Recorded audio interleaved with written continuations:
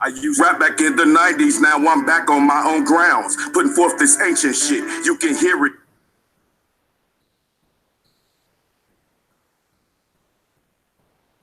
I used rap back in the 90s, now I'm back on my own grounds, putting forth this ancient shit. You can hear it in the sound, my voice, giving you scholarship and there's no choice. I'm called Maine, so my main objective is go as I came, like Cain. We kill up our brothers because of the Bible way. Somebody that took the recessive brain, put it in the black man's head. My folks, they should all roll out with me, just like these books I read. I'll bring your ass from amongst the dead, like I said. I'm bred. Tell motherfuckers what the ancestors said. I'm bred to kill white supremacy as dead. I'm bred to tell you all I know about the melanin molecule. I wake, sleep, mass about it, they slumber, sit in the school, the solar am rules over a holographic attitude. That means that my demeanor is set to tell your ass the truth. That means that my position is here to give your ass the scoop. Don't need a Benz when I ride. I'm a guide, a new animal. I do this. Self-initiation to send one through this. So the MOTEP come up with the conclusion. Medical association is ruthless. My conclusion is to take these words as adjectives, nouns, and verbs, providing a spark for your spine. So when I speak, they'll be heard. From the heart to the pineal, spirituality to show you what's really real. To God and man form, and the solution ain't the deal. To worship something outside yourself, to worship something inferior to yourself. You descended to a sin, so the only one who can save your ass is self. Sight beyond sight, like lion, or I come with my eye attached to my sword. Heart perceive my walk, actions perceive my thoughts. So I'm off to take a walk, is how I be dealing with my thoughts. I be staring at my people, y'all wanna be gods or not. I'm an alchemical nutcase. My pathwork got me moving at my own pace. I'm called Maine, so my main objective is to bring the pain I can't get fucked with. Literally, I'm in the cultist. I brought my fire from the heavens, I'm Prometheus. I shine my light in the darkness that makes me Lucifer. Get it? Psychologically, I'm inclined to do this shit till you can't fuck with it. Crushing every rapper, they don't have the mental capacity. Ain't talking about shit on their music, you motherfuckers is sloppy. So I'm back from the grave, knowledge I crave. Then I get assassin pussy, I'm Dionysus with my thesis. Raising my kundalini, I'm out the bottle, I'm the genie. People judge me how they want, but they really can't beat me. People push me to the point, but they really can't see me. With a camera lens and a bunch of friends in this 3D they living in. Yeah. Let me hear that on.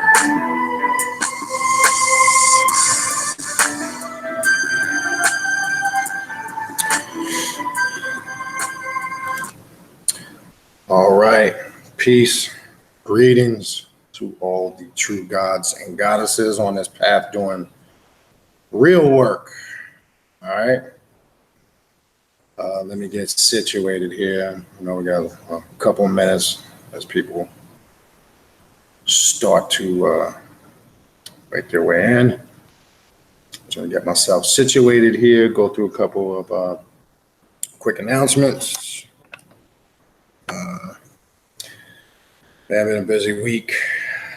Got a lot going on outside of this with a regular career. Busy time of the year for me with business. But it's what we do. We just maintain, we keep going. All right, just give me a second, man. Just want to make sure everything up and running. Peace, greetings, Sister Tanisha. Good to see you here, Catholic Scott. Sister Yvette, how you doing, Yvette? All right, let's make sure all this is up and running. Let's close all this stuff. We don't need any of that shit open. All right. All right, so before we begin, obviously, just to go over a couple announcements. Let me set the camera, back this up a little bit more. So, I think that's good. Tilt this one. Run two screens so I can kind of see them simultaneously. There we go. All right, just to go through a couple quick announcements, stuff we got going on for the month, as I usually do. Obviously, first and foremost, the end of the month, just to pump out a few things. I think, yeah, I resent the and I'll send it out probably 1 or 2 more times before the end of the month. I resent the flyer out for the ritual that we'll be having on Friday, May 31st, 8 p.m. Eastern Standard Time here in Fort Lauderdale, Florida. It is the ritual of Melik Taus and the Jinn. The ritual is by invite. You have until May 29th, which is the Wednesday before, is the cutoff day to request an invite. Put it out there extremely early, just to give people enough of time to prepare, especially for those that might be coming from out of town within the state or from out of state. So today is the 7th, still got actually almost 4 weeks, because this month of May has 5 weekends in it. It's one of those, May and November are the 2 months this year that have the 5 weekends. So again, if you're interested in coming to that ritual, email me at the email that's in the description box, khnum19@gmail.com, to request an invite. And again, just to reiterate, we do the invite thing to kind of make sure that some people ask about that. So once in a while, I like to just reiterate why we do that. One, we just don't want anybody coming. We're not looking, quote unquote, for quantity. We're more so looking for quality. We want to do these workings with people, of like mind, on the same vibrational length, and make sure it's the right fit for them. It may not be something that's a right fit for you. So it's a basically, basic interview process, just so you understand kind of to an extent what we're doing, and to make sure that's something you want to do. That's why we do the invite process. It's not one of those events where you just pop up and show up and it's a free for all. That's not what it is. There's an objective and a goal we're trying to accomplish. We're focused on a specific work we're doing for that ritual. So we want to keep the structure. When I say structure, more so referring to the energy in line to what we're doing. All right. So if you're interested, send an email to request an invite, and we'll go from there. I did do what I said I would do, as I was mentioning last week, about getting the information out there for the upcoming session of online classes. I did complete that over the weekend, and I think it was, Sunday I sent it out to everybody on the existing email list I had, in addition to the newer people that inquired about it that were not on that list. I added everybody to my knowledge that I had was added to the list that requested information for the upcoming summer classes. All right.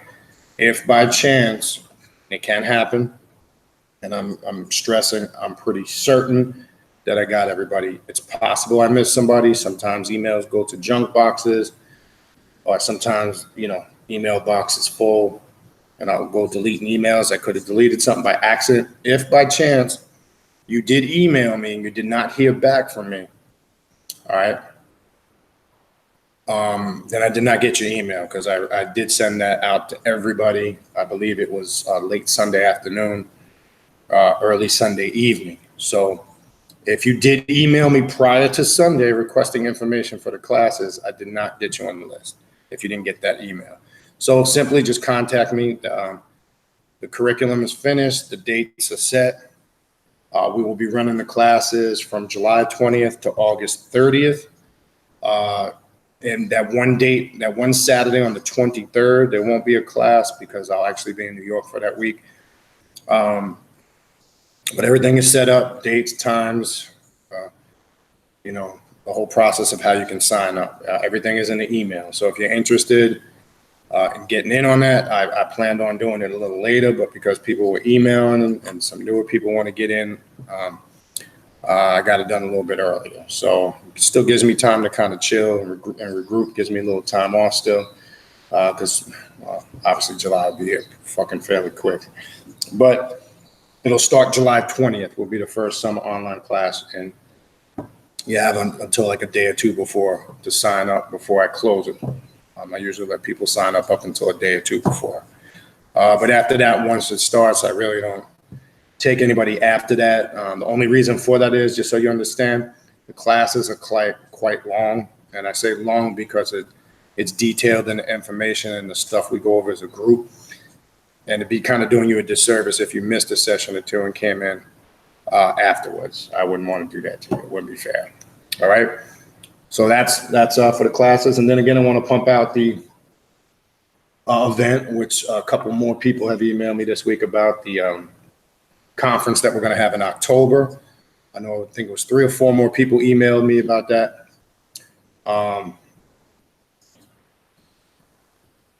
I sent you the dates, the information, the area that the event is going to be in, so you can plan. I know people, and I'm glad people are emailing early and inquiring, so you can plan your travel. It makes sense. It's smart, because I know if you're coming from out of town, especially out of state, it is an expense to just travel in itself. But it is going to be the weekend of the 25th to the 27th of October, last weekend in October. This will be the second conference, Journey of the Black Adept Conference. And again, as I said, this is something we will do regularly once a year, have this 3-day event, and we're going to keep it set in the last week in October. So there'll be something we'll do every year, and it's going to consist of different workshops, classes, presentations. There will be 3 rituals that we will perform as a group over that 3-day period. There'll be an indoor working, 2 indoor workings and 1 outdoor working. You'll learn more about that if you attend. And also, if you are interested in doing a presentation at that event, I also am encouraging people that are attending to contact me. And if there's a presentation you want to do on an occult subject, a left-hand path subject, that's kind of in line with what we do, send me an email. I do want other people, to also present. And it doesn't matter your experience, just as long as you have something that you can present. So I know I haven't really been mentioning that. I know I mentioned that a few times, but I just want to throw that out there. So if you are planning on attending that event and you want to do a presentation, let me know as early as you can so we can plan that in the itinerary, because last year, believe it or not, we didn't have enough time to get to everything we thought we would, but we didn't. All right, so that's October 25th to the 27th. The last thing, I haven't been there in a while. I'm going to get with Brother Yehuda for those that might be more locally. In addition to those that might be in town at that time, I haven't done a class in a while at Sophia's Garden.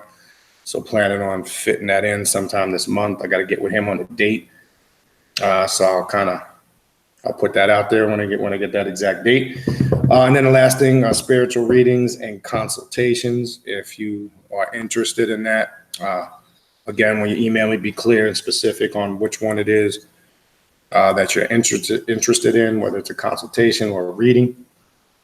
Give me at least 2-day notice. In that email, include the time zone that you live in. Very important to schedule, because if you are in the Pacific time zone, obviously I'm on East Coast time. If you're out of the country in a completely different time zone, it's very important to send that information in your email, and obviously your days of times and availability. That's pretty much what I need. When you contact me, then we go from there. And again, I'm pretty much back on point to the 2-day out schedule. Last week was a little tough because I was about 3 days out to try to get to everybody, but I'm back to the 2-day. Things have calmed down just a little bit. So hit me up for that. All right. Anyway, tonight's topic, let's go ahead and get into that. A couple of things that some documents off of Scribe, which I've been finding is good just to kind of present certain information as opposed to going through long drawn out stuff in books. It makes it more convenient because you can just capture certain pieces of information that are key to the subject matter that we talk about. So there's 2 documents I want to kind of go through. The Luciferian Manifest by Lucien Black, and a small section from Luciferian Sorcery by Michael W. Ford. So the title of the video is Luciferian Sorcery. So I want to first go through some basic understanding of Luciferian principles first, what it is, what it represents, and then get into what is sorcery, the aspect of it, and how do we utilize it from not just the Luciferian perspective, but because of what the title in front of it, what Luciferianism represents and what we've been kind of going over lately. But I want to establish again, and I've mentioned this in some videos in the past, it's more so the concept and the mindset of what Luciferianism represents. I don't want people to get caught up because, as you know, I've always said time and time again, never get caught up in anything or be exclusive to anything, because that's kind of how you get trapped or stuck, right? So it doesn't mean on this path, as we know, there's so many different systems on this path. Again, as I said, you could practice vampirism, you can utilize the Necronomicon via Sumerian and Babylonian magic, you could utilize Egyptian Heka, Luciferianism. You control these spiritual systems. You're the master of them. You don't need to give some allegiance or exclusiveness to it to use it as a concept on your path of your journey. I want to make that clear. I connect on a large level, or you always hear me talk about, if I had to give a description that somebody that may not be familiar on this path with a lot of the terminology, how would you describe it? I would use Luciferianism, or the concept of it and what it represents would be a decent description or explanation of what this path is about. So when I say I connect with Luciferianism as a Luciferian, it's the concepts and what it represents. Doesn't mean you have to be, well, you know, because some people get into certain spiritual systems and they feel like they have to be exclusive and loyal to it, and they, you know, and they can't veer outside of that. That's completely, totally the opposite and stands against everything of what this path is about. You never limit yourself. You never, because when you do that, if you try to be exclusive to one system, and I've seen people even do it on this path, even though, you know, we talk about it to people that are in right-hand path systems and philosophies, and we get on them hard about having tunnel vision and being stuck in a one-sided mindset. As I've mentioned in the past, people on this path can get caught up in that, because I've seen over the years people, yeah, again, we're all going to like certain things more than others, and there are going to be certain systems we gravitate to more than others, no doubt. That's 100% fact. But when you see yourself getting stuck in there, that's where you got to catch yourself and make sure you're constantly evolving, changing, experimenting, and exploring. So you don't want to get stuck in that trap.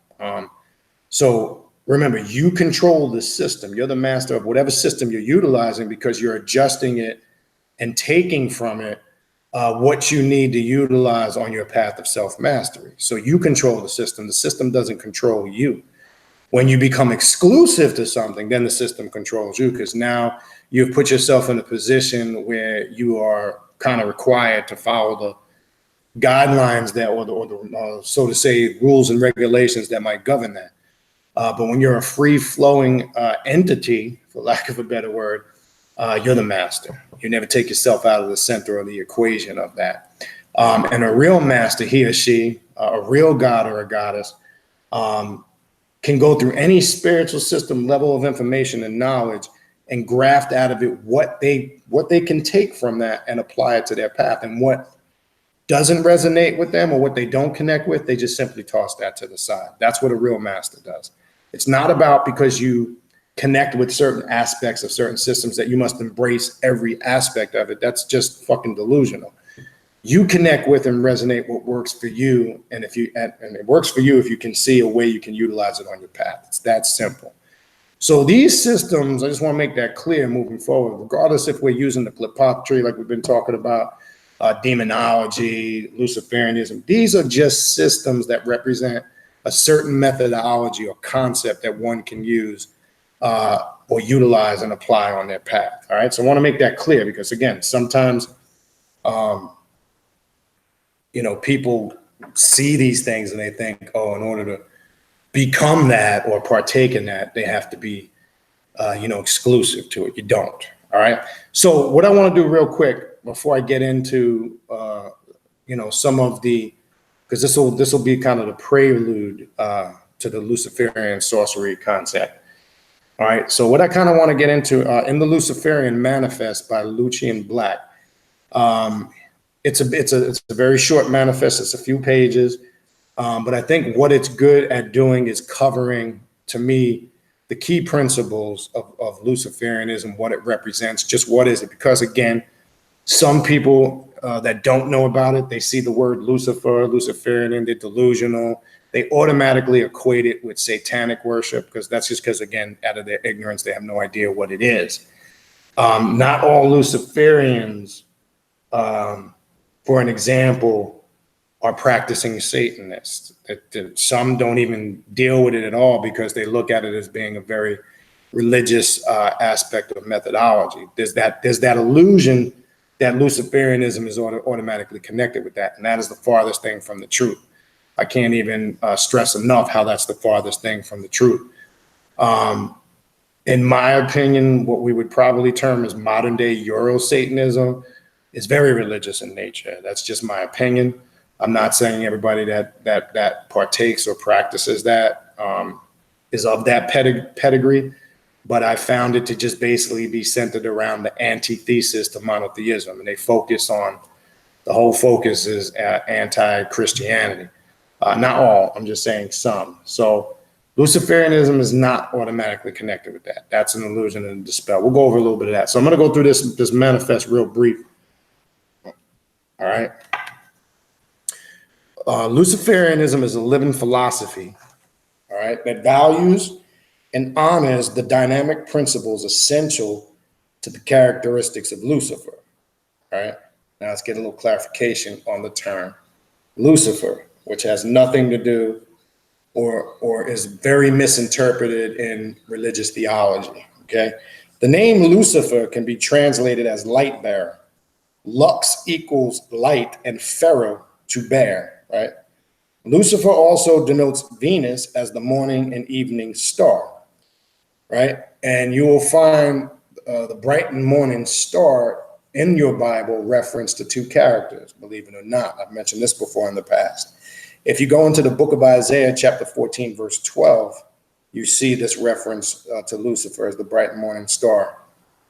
Venus, the bright and morning star. You also see it in reference to the biblical character Jesus in Revelations chapter 22, verse 16, referred to as the son of David, the bright and morning star. Is that a coincidence? You tell me in your research. I don't think it is. As I've mentioned before, without really sidetracking and getting off topic, I don't really think people that practice monotheism, be they Muslims, Christians, or Jews, have any clue or idea what deity that they're upholding. I don't think they have any type of understanding of who that biblical God is that they pledge their allegiance to. What I do think is, and let me make this clear. And when I say what I do think is, there's been a perpetration. What I mean by that is people who are in those religions, the character that's presented to them as the devil and the character that's presented to them as God is actually reverse. When you really understand your Bible and do the research, you'll get it. So the question that's posed is, who really is the God of the Bible? You understand? But again, not to get sidebar tracked. I've done previous videos on that. You can go back and pull up some of the older Luciferian videos. I just want to make that clear. But do your research. But I'm saying that to say the monotheistic definition is the furthest thing one can get. All right. So there's plenty of material that can provide historical data concerning Lucifer. This document is geared towards Luciferian principles and light. Luciferians are those who seek the light of occult knowledge from within, right? So a Luciferian isn't looking for answers outside of themselves. They're not trying to seek some external deity or some spook deity that resides in the sky. That's totally opposite. They're seeking knowledge from within, right? That is the embodiment which brings the light, right? Because Lucifer, again, is the definition is light, bearer. What is the light? The light that shines in the darkness, and the darkness comprehended it not. It's that intellect, right? We all must go into that darkness that we like to use a lot in a lot of terminologies on this path to get that knowledge or that intellect, right? So the light we're talking about is a representation of the intellect, not the illuminating artificial light, because that light is blinding. That light is illusionary. That's the light that can keep us misguided and indoctrinated, right? So I want to make sure we understand what light we're talking about. And it's funny because in a lot of those philosophies and spiritual systems, it's always presented as coming to the light. And you see images in monotheism of prophets and angels with halos of illuminating light around their head. You know, there's this false concept that's promoted, and it's not by accident. It's done intentionally, right? All right, so it goes on to say, by so doing, Luciferians work to attain their own higher intelligence, illumination and or enlightenment, okay? As Lucifer is the embodiment of knowledge, he represents that which brings light to mind of humanity to advance the intellectual evolution of our species. By him do we actively pursue our own evolution to higher understanding and higher levels of becoming. Now, another section I'm going to get into a little later is when it talks about in Luciferian sorcery, Lucifer represents the ruler of the shadow self. We're going to get into that in a little bit, because this is how one is able to go within to obtain that light, right? This is the difference, right? As Lucifer is the embodiment of knowledge, he represents that which brings light to the mind of humanity to advance the intellectual evolution of our species. By him do we actively pursue our own evolution to higher understanding and higher levels of becoming. Excuse me. Excuse me. Luciferianism is an intellectual progress and freedom. A Luciferian may or may not, this is important, believe in and or worship Lucifer as a spiritual being. Now, I per se don't advocate that aspect. There are some people that still have to externalize certain things on this path. That's your choice. I've always said from day one, it's an inward journey out to really find the answers to those things, to really seek that knowledge. And if we're using this system of Lucifer, I agree with the first part. It's about going within to tap into that intellect. There are people, though, who still, that's their choice, because we as Luciferians understand not everybody is going to look at it the way we look at it. And we understand everybody's entitled to their own perspective of how they perceive things. But we also understand it is okay to agree to disagree. So I want to put that out there. So if you are an individual that does that, right, some might still look at it as some spiritual being to worship. I don't recommend it, but that's your choice. As they might look at it as a deity, etc., or a father god, as it says here, and I'm quoting from the manifest. A Luciferian may be purely philosophical regarding the principles, symbolically embodied in Lucifer as knowledge, wisdom, and light. Regardless of personal belief, all Luciferians advocate intellectual individualization over mass conformity and are thereby free to choose that which works best for them. Okay? Luciferianism is essentially the way of light and knowledge that leads one to that which is termed the higher self. So what's the purpose of Luciferianism? To remove all the fuckery, nonsense, and spookism. It is essentially the way of light and knowledge that leads one, right, to that which is termed the higher self. Within each Luciferian is a relentless urge to know, dare, will, and keep silent. There's also a book that Lucian Black wrote titled that. I'd recommend you check that out. The world is our laboratory and life is the experiment, right? This is when now, mind you, this is where I'll connect the concept of you're either part of the experiment or you're controlling it. So pay attention. Through self-knowledge, self-betterment, and self-mastery, one experiences greater awareness, reflecting from within the self, as an aware being interacting with the environment. Lucifer is presented by Christian dogma as the devil and a beautiful angel cast down from the heavens to earth. As there is light in all knowledge, we can extract relevant information even from Christianity. I've said that before. If you understand and you're looking at the Bible in the right context, that's why I was saying earlier, I don't think people understand who the God of the Bible is. They're completely confused. All right.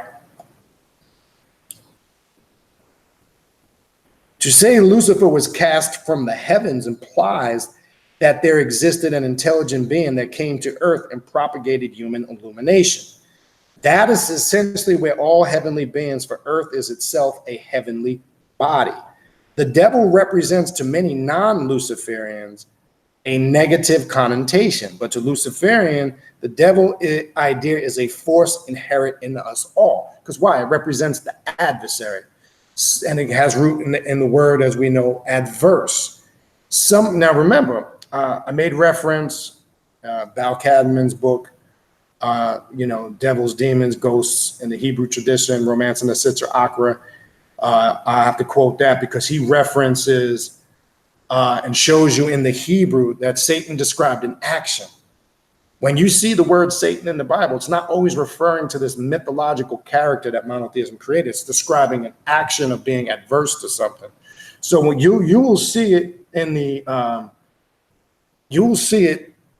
the Hebrew quite a bit throughout the Bible. You won't recognize it as much in that context when you're just looking at it in English. That's you get a little thrown off. So it's really just describing an action. It's a title, right? So a Luciferian looks at that adversity, or being adverse, to the bullshit, right?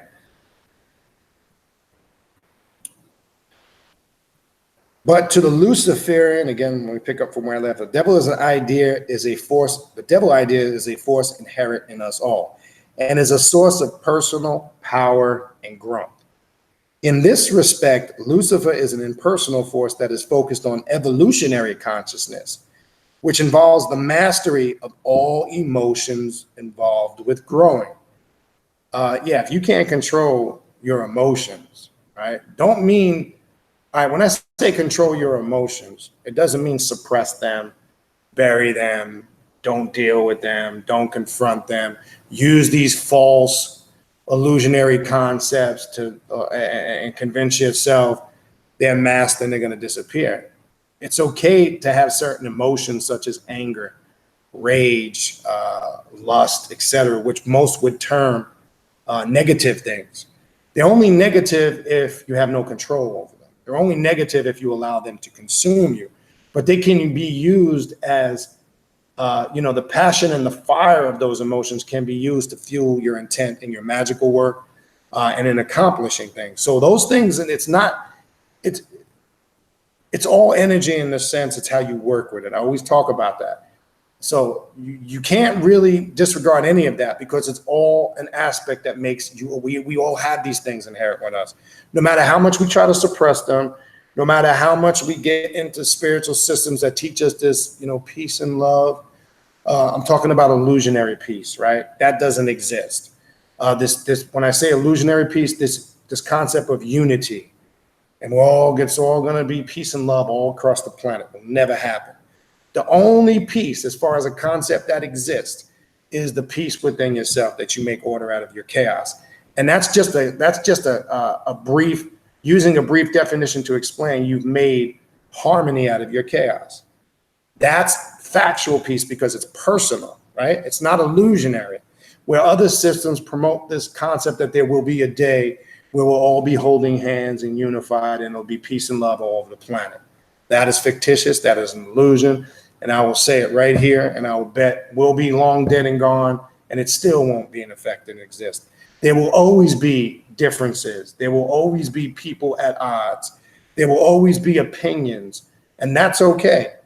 Where it gets out of control is where foolish individuals try to enforce or force their ideologies on you. That's where it becomes a destructive force. So this is not about chasing that false concept. This is about mastering it, and there's a difference, all right? So I want to make sure we understand that. All right. Lucifer is known as the angel of light as well as the prince of darkness. And I find that very interesting. How could one be referenced to light and darkness at the same time? Think about that. If you ever ask yourself and read these stories, whether it's Iblis as an aspect of Lucifer in the Quran, the rebellious one, whether it's in the Bible, or whatever other mythologies and stories you read it in, he is simultaneously referred to as darkness and light. I find that very interesting because it's also symbolic to the black adept on this path who needs both of those energies to create that harmony.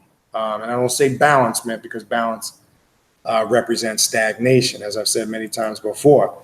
But it's interesting because, in essence, that's what the black adept is trying to obtain on the path to self-mastery, striving for that consistent harmony. And it's an ongoing process. It's not something that happens, you can't put a timetable on it. It's not something that happens in a week or two. It's an ongoing process. It's a daily thing you try to keep in order within yourselves to make it work for you. So it's a very interesting concept when you look on it, all right? When you look at it, known as light and darkness simultaneously. And I don't think there's any other character in those stories you can find that have that same description, right? Often Luciferianism is associated. Now, this is going to clarify the Satanist bullshit. Often Luciferianism is associated with Satanism, right? While it is true that they possess a mutual link, Satanism and Luciferianism represent different stages of intellectual development towards self-knowledge and self-attainment. Satanism is the initial defiance against mass conformity and towards the intellectual freedom by way of rebellion, selfishness, and self-indulgence, as most all Satanists have in some way been negatively influenced by Christianity. And that's what I've found personally in my experience in interacting with others. I'm not saying all that practice that path fall in that category, but I've found they spend too much time with this approaching, trying to attack and destroy this illusionary concept of Christianity. And that's where, in me, it becomes religion, because you're giving life to it. Because what really needs to give that God-devil concept life in monotheism, you have to keep talking about it. You have to keep putting it out in the forefront. Because I've always posed this, right? If really you remove the devil out of the equation in monotheism, they really wouldn't have anything to talk about. The mission would be over. But the very fact that they have to keep talking about it and promoting it is what keeps it alive. I found that certain Satanists are guilty of that because they spend more time trying to prove wrong Christianity, or they gear rituals and workings around the destruction of it. It can become more religious. I personally am not in line with that worshiping aspect that some might look at Satan as, walk, hail Satan and all that. To me, that's fucking religious as hell. And that could be more religious than a Christian, a Muslim, or a Jew, in my opinion.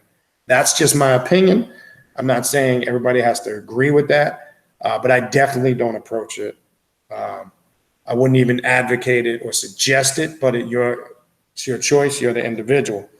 I want to make this clear in understanding there's, as it said here in the manifest, there's a mutual link, but they are not the same thing. All right. So I want to make sure we understand this. Then it finishes with that statement. They seek to secure a position within the forces of its opposition, meaning opposite to Christianity. However, as one begins to develop intellectually, Satanism and its carnality does not satisfy the hunger for true knowledge. And thus the initiate may advance to eat of the fruit of knowledge that can be gained through Luciferic illumination, the body of knowledge that illuminates the mind and manifests the higher self. In this way does one advance their own intellectual self-awareness and alter their understanding of reality within the self and the world about, right? The pleasures of the flesh remain a part of the human being, and no true Luciferian would deprive himself or others of that which arouses the senses. So it doesn't mean you don't indulge on this path, because as I've mentioned many times before, We have a system called the path of indulgence. It's a system where you, as the magician, the adept, the master, has to devise a plan where you can indulge, but not to the point where your indulgences consume or control you, but to the point where you can experience, explore, and learn and grow. So we don't teach you on this path to suppress all of these things. They're bad for you. Don't eat this. Don't do that. You shouldn't dress like this. You shouldn't look like that. You shouldn't say this. No, we teach you to explore, and you create the definitive line that works for you. The only boundaries that are on this path are the ones you set for yourself, not boundaries that other people set for you. That's fucking religion. We don't deal with that. So it's up to you. You are the sole controller. You are the ruler. You decide what is for you and what is not for you. So we do encourage to indulge on some level, but within reason, within control, self-control. And you have to figure that part out. That's one of the challenges on this path, right? All right, and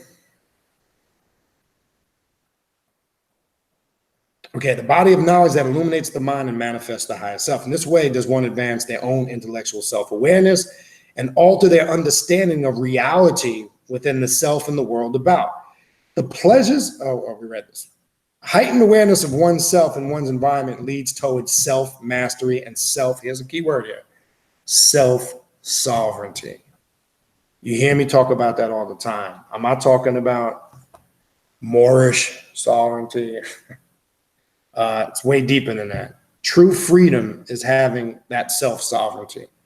That's, if you want to call it a form of spiritual freedom. True freedom is to know you're not confounded by any dogmas, philosophies, faith, and belief systems. Because that is probably the key in life that keeps people suppressed and controlled. So when you take the initiative to move you and place yourself outside of those things is when, the initiate, the adept really starts to grow, he or she. That's the first step. Now, we liken that in some aspects on this path to tapping into the isolated consciousness of the adversary we call Set in ancient Egypt, a true manifestation of the Prince of Darkness, right? That's step one, stepping out of those systems of conformity. When we say rebellious, I know people hear that word and they go, oh, that's somebody who's a troublemaker. No, that's not what it means. Rebelliousness, or to rebel, is to go in opposition to something. You can be rebellious just by voicing a certain opinion against something. Sometimes, again, the way the mind is programmed, people hear rebellious and they think of somebody who's physically aggressive and violent and is a troublemaker. That's not what it means. Rebelliousness, being adverse, there's a connection there. And that's why you'll see, these are attributes that are affiliated with the adversary. Like, again, in Arabic, Iblis, he's referred to in the Quran, this angel of light that they say in the Bible that fell from grace, Lucifer, is referred to as the rebellious one, right? And why did he rebel? Because he chose not to be a conformist. He didn't care that everybody was doing something. He recognized his higher intelligence and recognized that he was more superior to something that was inferior to him. And when we went into the tribe of the Yazdi faith last week in that story, when we were talking about that tribe in Iraq that deals with the aspect of Melik Talus in the form of the peacock angel or the rebellious one, they have a story in their tradition that states that story was, this is just in their tradition. I'm not saying it's fact, but I'm drawing on the concept. They have a story in their tradition that was a test for Iblis, that was the way he was expected to respond.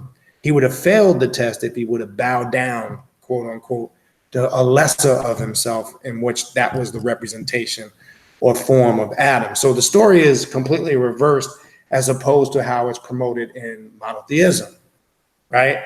So that's all that word really represents and means. And we all have that Iblis or rebelliousness part of our nature.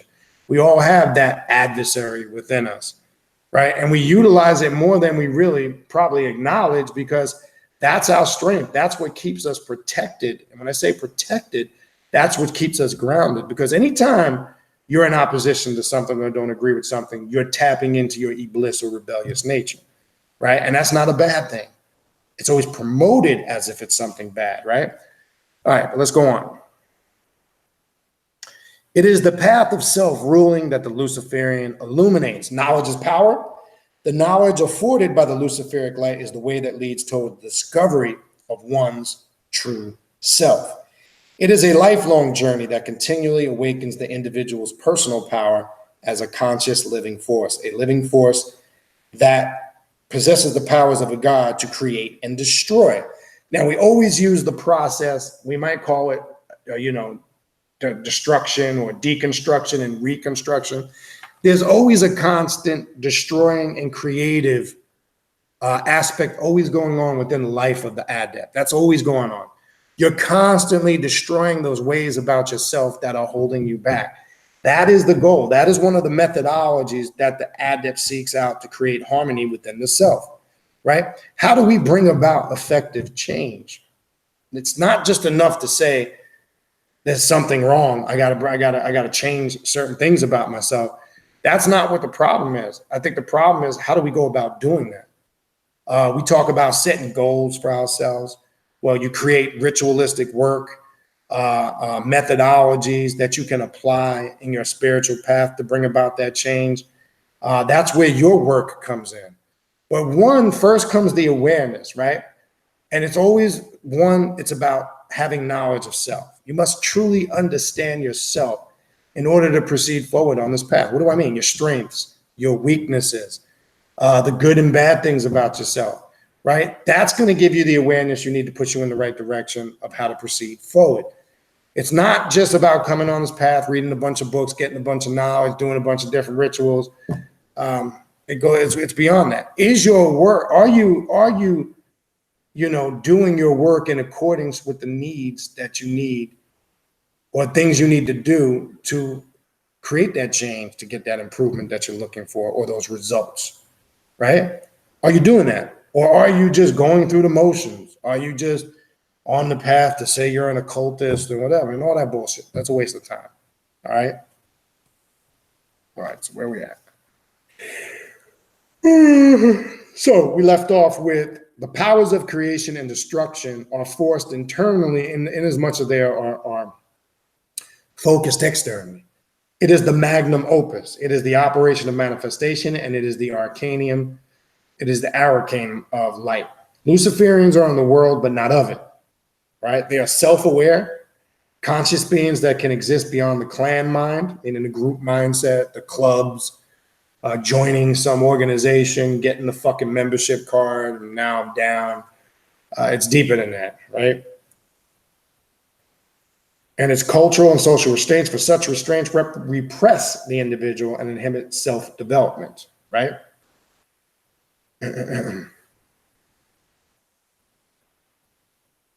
Cultural systems that are built upon false security and false superiority harbor the weak. Such systems are threatened by individualization and therefore shun it.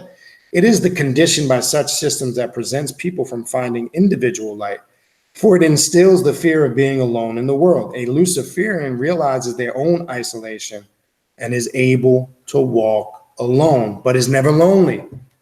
People will always describe at certain parts of this journey, especially in the beginning, that there's this intense aspect of loneliness. And I tell them that's really, you're tapping into the isolated consciousness and you're experiencing that true separation from the illusionary world. And that's what it meant when it said Luciferian are in the world, but they're not of it. It don't mean spooky, don't indulge in anything physical, don't chase money and success. That's not what it means. It means we are not trapped in the illusionary world of indoctrination, misinformation, and all that bullshit. So that feeling as it describes here, or that aspect that one might say of being extremely lonely, is that aspect of that separation, right? But then it follows it up and says we are never lonely. Now watch. The light of Lucifer awakens self-knowledge. The spectrum of light manifests a shift in the consciousness with evolutionary beings, right? It may develop slowly or come in flashes, just as he tempted Eve to eat the fruit of knowledge, thus awakening in her realization a revelation that placed her outside of and above the animal kingdom, which was the Garden of Eden. She thereby entered a higher reality, she will enter a higher knowledge. The evolution of humanity continues this day and age, and we are experiencing yet another shift in consciousness as Lucifer once again tempts the human race towards higher levels of consciousness. All right. So we got last page here. Hold on one second. And again, this to me is a good. Hold on one second.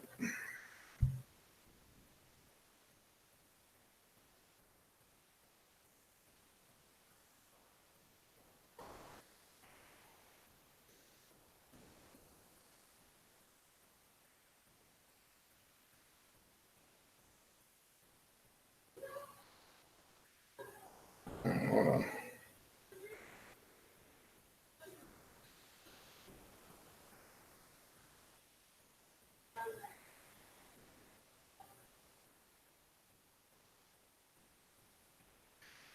All right. Hold on one second.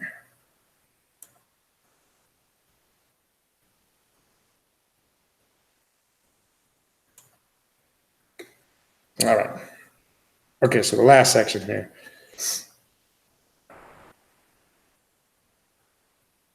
Hold on one second. I'm sorry. Gotta check this real quick.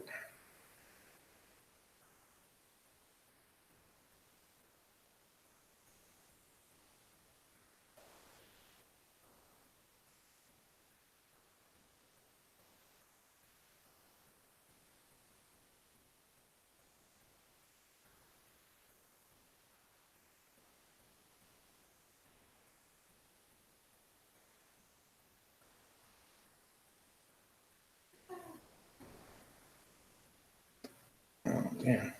Okay.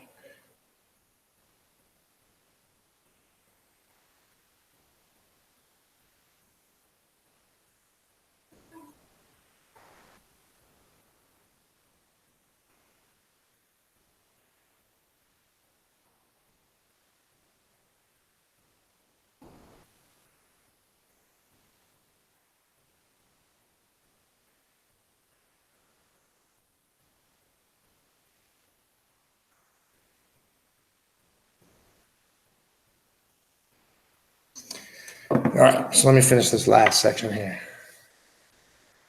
A Luciferian is intellectual illumination, and the light of knowledge shines forth from every source, for all is the embodiment of knowledge. Therefore, Luciferians are not confined in their study or practice, for they may find their own truth in various systems of thought, picking the fruit of knowledge from here and there and developing their own working system of thought and magic designed for their own selves. A Luciferian understands that all knowledge attained by humankind is irrevocably the light of Lucifer. Lucifer's light is also likened to the silver star, the morning star, and the evening star. It is symbolic of the Luciferian as a balanced, radiant being of opposing forces.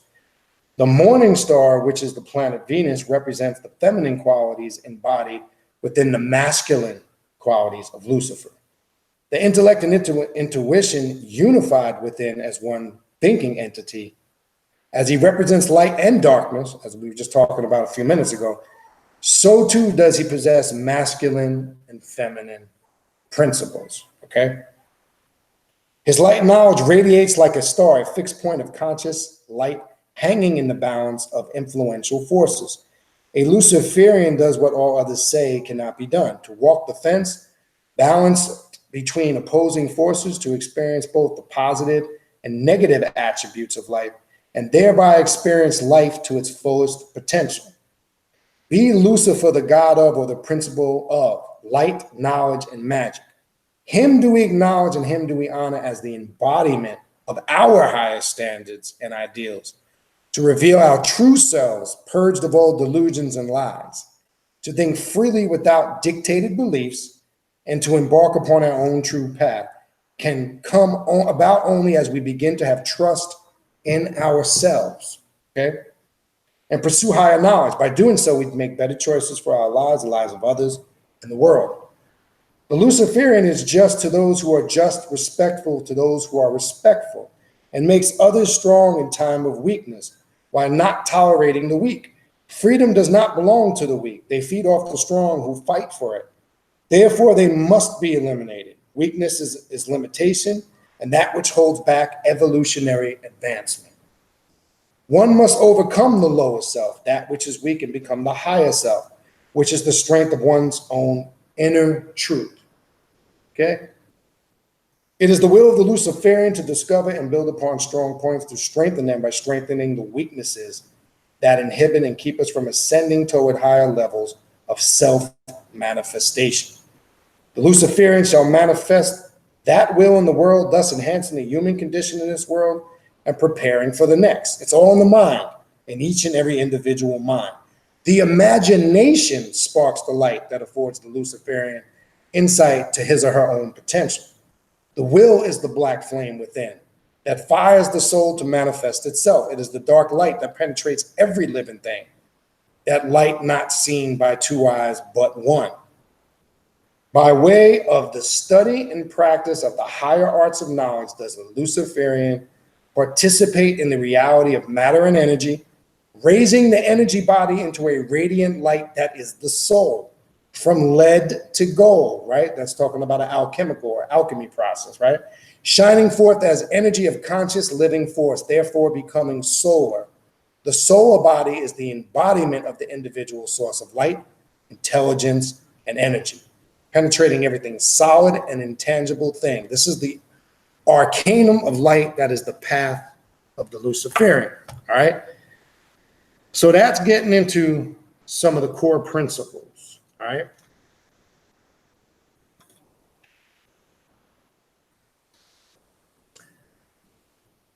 So I wanted to go through that briefly because that represents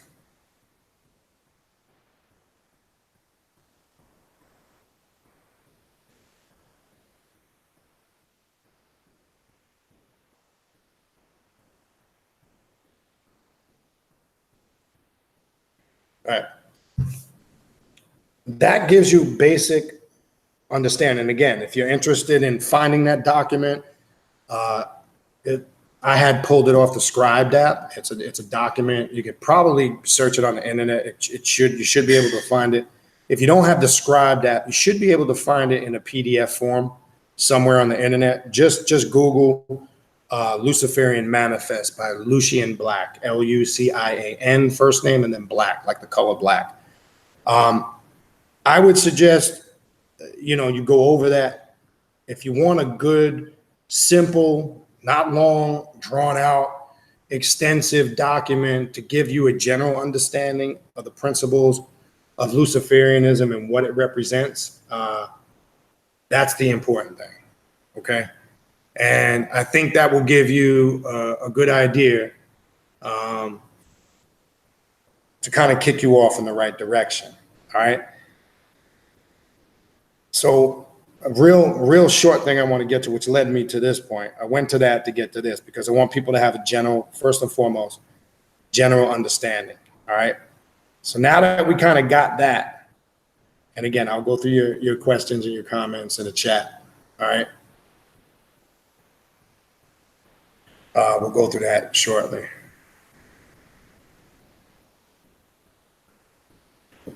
So sorcery, let's talk a little bit about that. Again, people will hear that term, misunderstand it, get spooked out about it,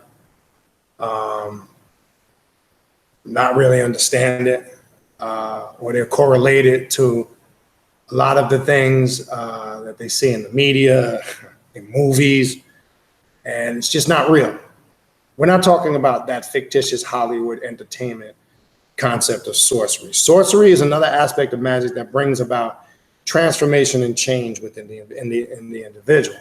So when one is using, in this case, we're talking about Luciferian sorcery, we're talking now about a specific system, a magical system that one uses to bring about that transformation and change, right? How is that done? Via ritualistic work, etc. So we're going to get a little bit into that. All right. So I'm going to, this is real short here. I'm not going to be going into too much of this, just to give you an idea. All right. And this is from a document too on Scribe. You could find some of this in Michael W. Ford's Luciferian Sorcery.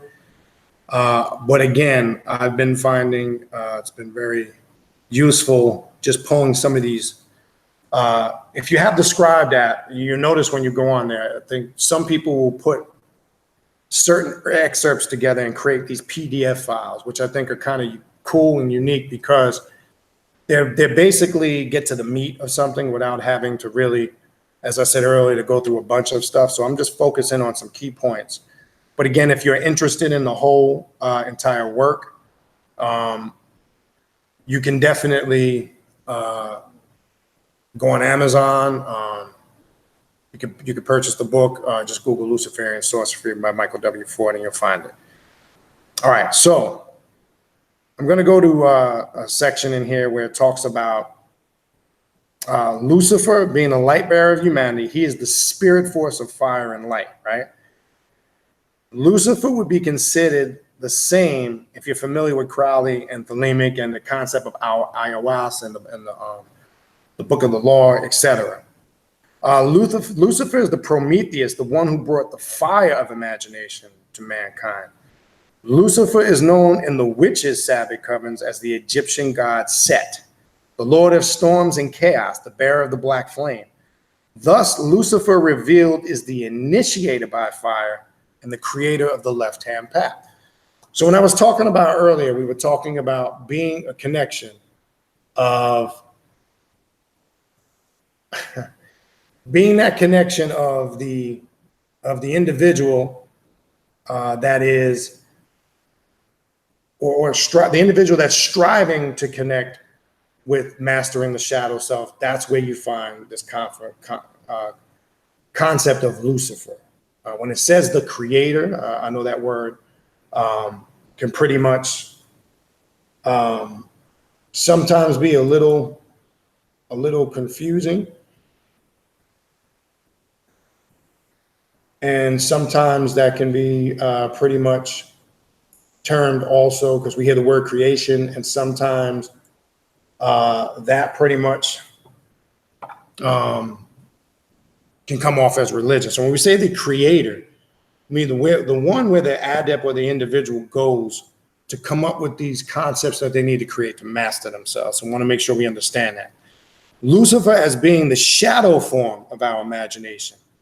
Thus, Shaitan, the adversary, gives us the ability to open the gates of a self-initiation through these witches' Sabbath mysteries. We are required to have the individual love of self, and I'm going to finish with this, and then I'm going to go to the chat. We are required to have the individual love of self, strength, and determination to pass through the long, winding path of the sorcerer. Our goal is to become and achieve through the process of self-deification and self-transformation through the Luciferian Gnosis. That's what sorcery is supposed to do for you, all right? Sorcery is supposed to bring about that change when you working rituals or doing work that's geared towards that. And that's what I was saying earlier. Your work must be focused on something. You don't just randomly go into shit in the sense where there's no direction or goal that you're trying to achieve. I'm not talking about randomly doing something at the spur of the moment, all right? But you must, at least be pushed or motivated in the right area, so your work is in line with what you're trying to accomplish, right?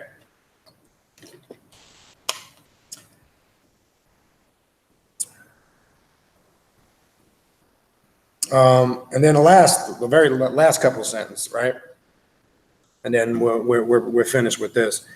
Shaitan is also called the Lucifer, the fallen angel, right? Lucifer fell from his desire to be separate from the consciousness of the universe, that through antinomianism, he sought to be the gateway of God itself, to be growing and illuminated in essence. It should be considered that Satan or Lucifer are aspects of the domineering self, expresses its existence, and that it should be strengthened and defined to search the possibility of immortality. That is the key. That is what one is striving for when using these systems and applying these systems, all right? So I think that gives us a general understanding without going into too much. I just kind of wanted to throw out there the meat of it or the gist of it. I mean, there's so much more. Obviously, we could be here talking about it forever. I would suggest for those that if this is an area of interest in their studying, seek as many books as you can on Luciferianism. Now, why do I say that? I'm gonna quote something Richard K. Page mentioned in his book Alter Ego. He suggests, and he even says, don't just read my books. Don't just look at my concept or how I'm presenting Luciferianism as a tell-all. He's encouraging and suggesting, just like I believe we should do this with every system, I don't care what it is, you should always get varying degrees of information and do that comparison yourself. So even though I use these two documents per se and ciphered some information out of it to present, it also means that that's not the tell-all. But again, the reason why I chose some of those excerpts were because I think it's in line, again, to give you an overall generalization of what this is about. Now, Luciferian sorcery, right, which is the system of magic, or one of the many systems of magic of Luciferianism that can be used to bring about change. Now, you can gear rituals, to design a ritual or working that's geared towards a certain thing about yourself that you need to fix. It could be anger. It could be, a ritual designed about keeping those emotions productive that might be termed negative. It could be maybe changing bad habits in general that you have about yourself. That could be dietary habits, exercise habits. I'm just giving you some basics. These are areas of work that we're always looking into to correct and fix about ourselves. And I'm just giving you some basic generalizations. Now, when you want to get a little more complex, it goes to a whole nother level. All right. All right. So let me go through what I'm going to do is let me put this aside here. I'm going to go through the chat. I'm going to start with go through some of the comments and the questions in the chat. Then I'll open the phone lines. And if you want to come in live into the room, I'll send you the link and you can come live into the room. All right. So I'm going to scroll to the top.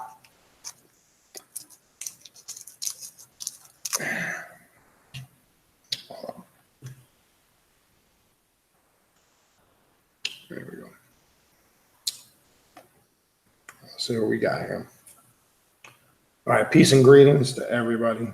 I should say peace and greetings to the true gods and goddesses that are doing work on this path. So just so I don't have to greet everybody individually.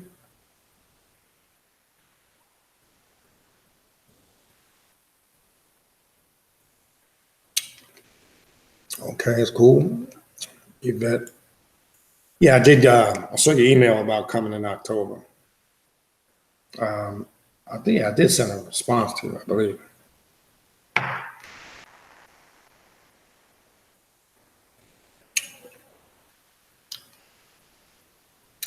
All right, just looking for questions.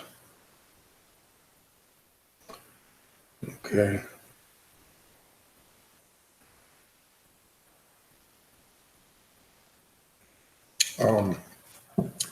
Key Goddess, are you doing any meetups when you come to New York? That's a possibility, yeah. Last time I was there, I met up with a couple of people.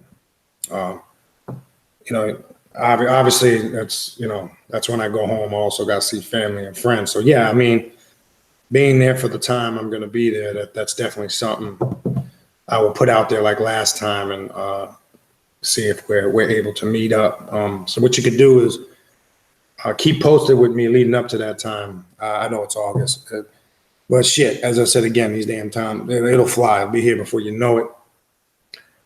Just, send me an email, and I don't know where you're at in New York. but I'll be in Queens and Manhattan. But I mean, shit, you know, it's easy to get around wherever. But send me an email. It's definitely something we can set up, and I can see who else in the area. I know there's several people. Maybe we could set something up and meet somewhere neutral and just you know, hang out, kick it, and talk or whatever. All right. What else we got here?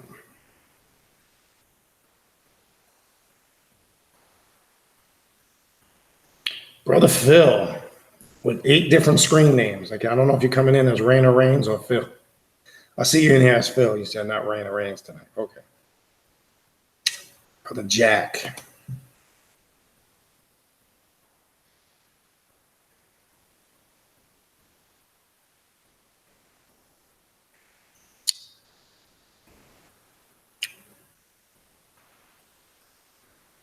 I don't really see any questions. I just more or less see comments. So if you got some questions, type them in. I'm not going to really read the, you know, the comments that you guys are having amongst yourself.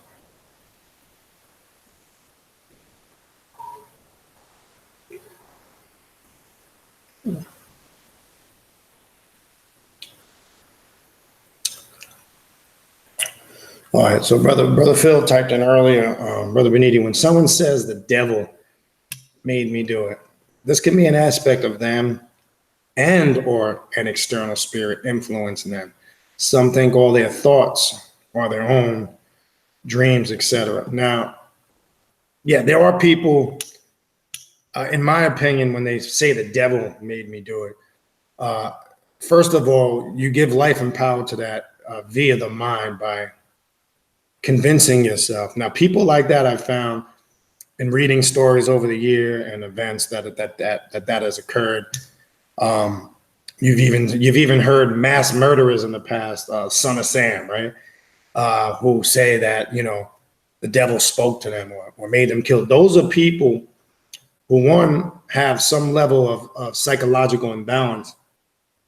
And they more so look at the concept of the devil as this evil, wicked force via many systems of indoctrination that can possess individuals or command them to do certain acts of, you know, what one would term evil and murder and death and all this other shit.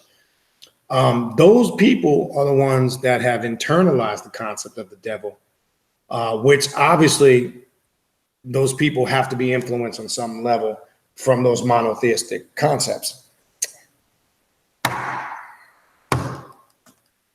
Freaking moth. So, yes, you're dealing, when somebody is in that mind state, you're dealing with a twofold aspect. Part of it is psychological because it's something that the individual intently has convinced themselves from within, but yet they do approach it and believe that there is some external entity that could be in pursuit of them, taunting them, trying to attack them. So it's that fine line of how one accepts their reality. And I think it's more so the perspective and how the individual looks at it or perceives it. But in this particular case, based on like that statement that you made, and we've seen this in the course of history, as I explained just a minute ago. But I think those people are more locked in to an external basis of it, where they don't believe they have any control over it, because they believe in a lot of those situations, the statement alone says that something outside of them has control over them and can get them to do things they don't want to do. So, yeah.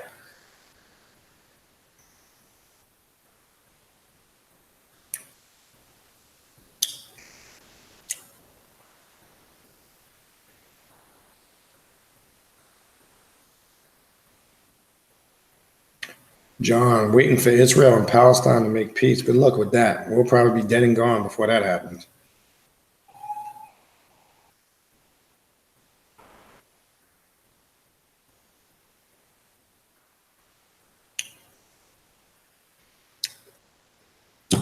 I don't see, you guys ain't really got no questions, man. All right, so we'll open the phone lines. I don't really see too much in the chat. I'm not going to read the back and forth conversation. That's a little sidebar stuff for the sake of time. If anybody wants to call in, 561-962-1137. If anybody wants to come in the room, type in the chat and I will send you the link to come in, because I really don't see any questions tonight in the chat, and I'm not going to really read. Okay, well, I see one here. I might have skipped here. Hold on.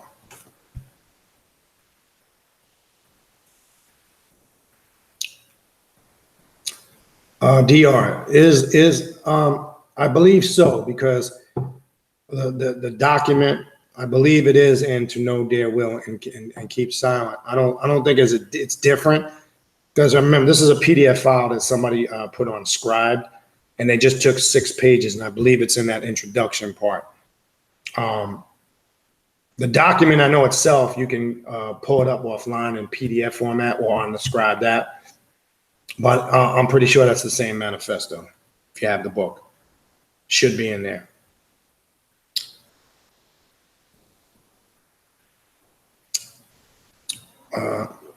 Anika, that's kind of a question with an answer in itself. Okay, so when we say what is God to an atheist, first and foremost, most atheists will say they don't believe that there's any God, right? That's the surface. But there's a trick in that word in itself that I've talked about many times before. The word atheist has root in the word we know theory, which comes from the Greek word theos. This is important to understand, because the word theos in the New Testament in the Bible, anytime you see the word God, it's the word theos in Greek, which is confirmation that even the authors of the Bible don't really know what God is. They're giving you their theory or their concept. Well, atheists pretty much has the same thing. Some really don't, believe in that there's any God that created anything. They believe more in evolutionary concepts. So as far as what is God to an atheist, I think that's going to vary. It's more the question to be what God is not to an atheist. So I don't think there's a set answer as a whole to that, because even in atheism, there's different perspectives on it. You got some that are very hardcore, where they just are very scientifical and they don't accept any aspect. You got some that might have an agnostic approach. I've seen that before. So it just depends on what perspective of atheism that the atheist is coming from.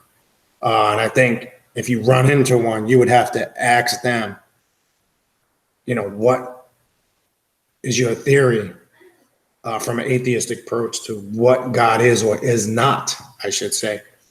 All right.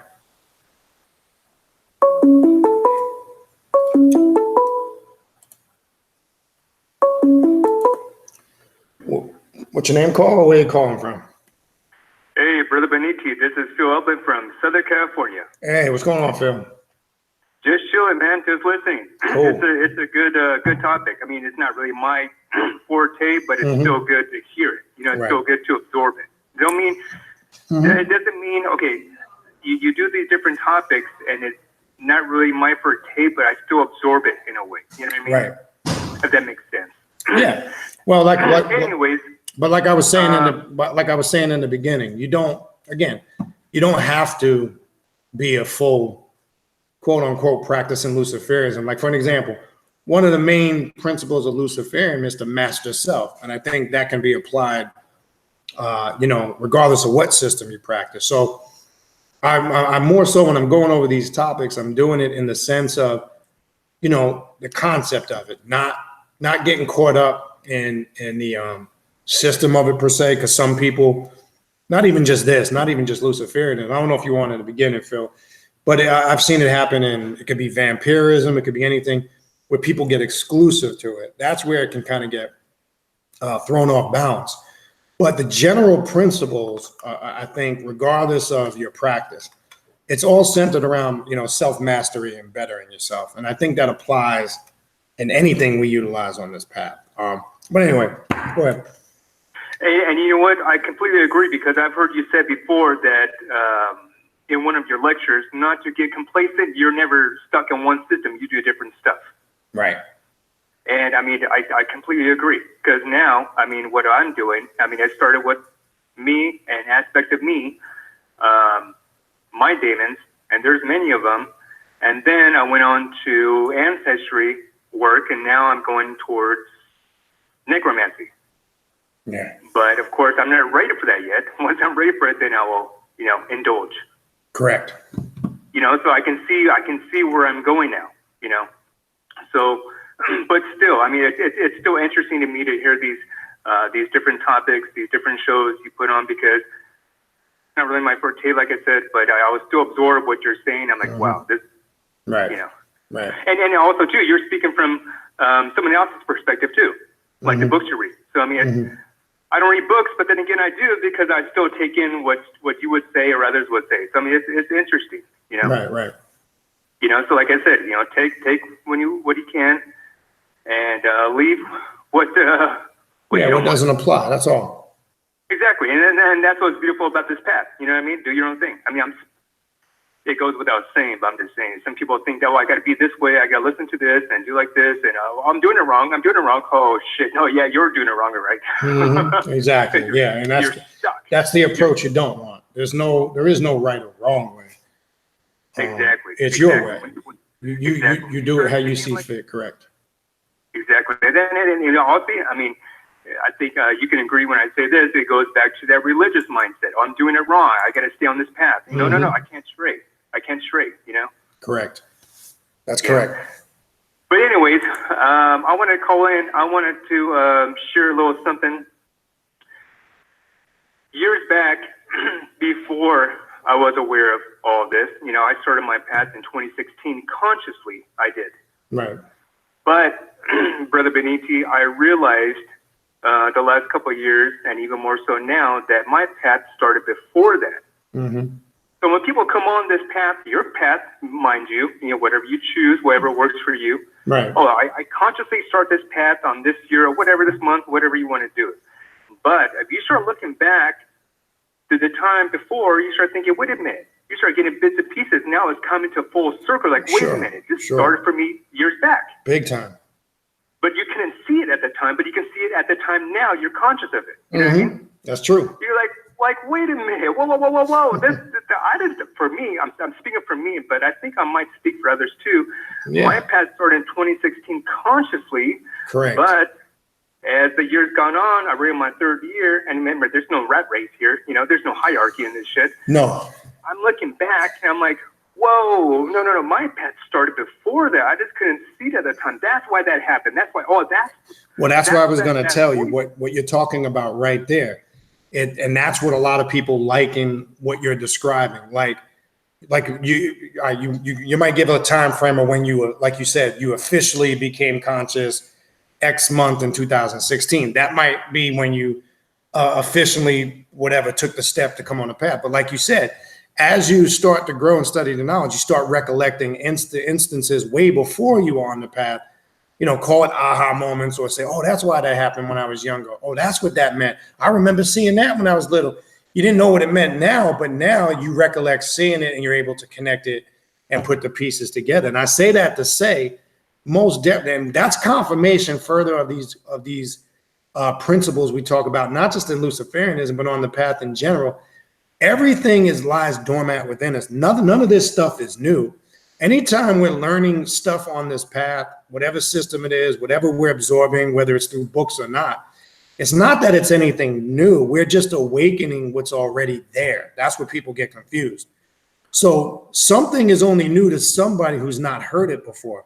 So a lot of the stuff that we're doing, we're uncovering things that are already there. And that's where I think it gets confused. But people can get caught up and enamored with the newness of something. And that's not really how you should approach it. It's kind of like what you're saying there. That's confirmation that this stuff has always resided within us. Just because, like you said, you may in 2016, officially came on the path, but you were there way prior before that. So that is definitely true.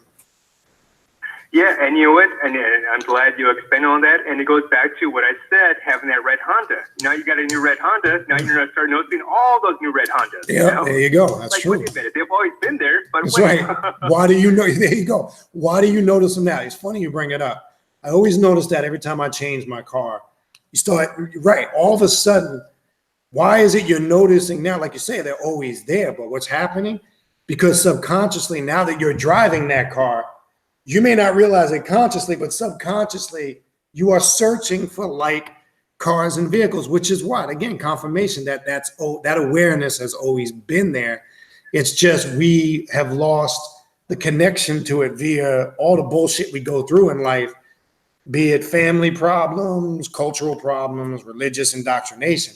But that's a really good point. And we all, excuse me, I'm sure can connect to that aspect. Like you say, it could be a pair of, it could be a clothing, sneakers, a car.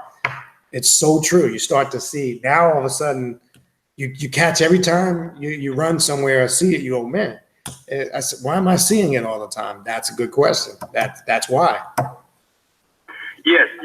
Now, that's great and all, but the reason why I called in is because, not to get in drama, who cares about drama? Drama is weak.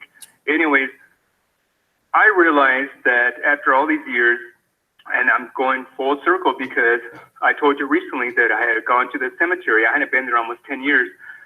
I was in communication with my father, who had passed in 2009, and he asked me to go to the cemetery, and he knew I didn't do that. Right. Anyway, so I went there, and when I got there, nothing. The communication just stopped. There was no communication. Now, mind you, there's my older brother that passed. Next to him is my grandpa. Right. Next to him is my dad. And next to him is a first cousin. So they're all lined up right there. There was no communication there. Right. So I was there, and I'll be honest, I drink a beer, that's what I used to do. Like I told you, I used to pass out with my ex-girlfriend, at her gravesite. Right. And I felt comfortable in the cemetery. And I'm probably saying a little too much. I should, you always say there's people here. I don't give a fuck about that. Okay, they can hear everything I say. Right. He got nothing on me. Anyways, so once I showed up, it was nothing. I wasn't depressed like I used to be. I dealt with that. Right. That spirit. I dealt with that shit. I wasn't angry. The circumstances of their passing, and there was nothing there. The communication just completely stopped. Well, you could look at that in a couple of ways. That's not.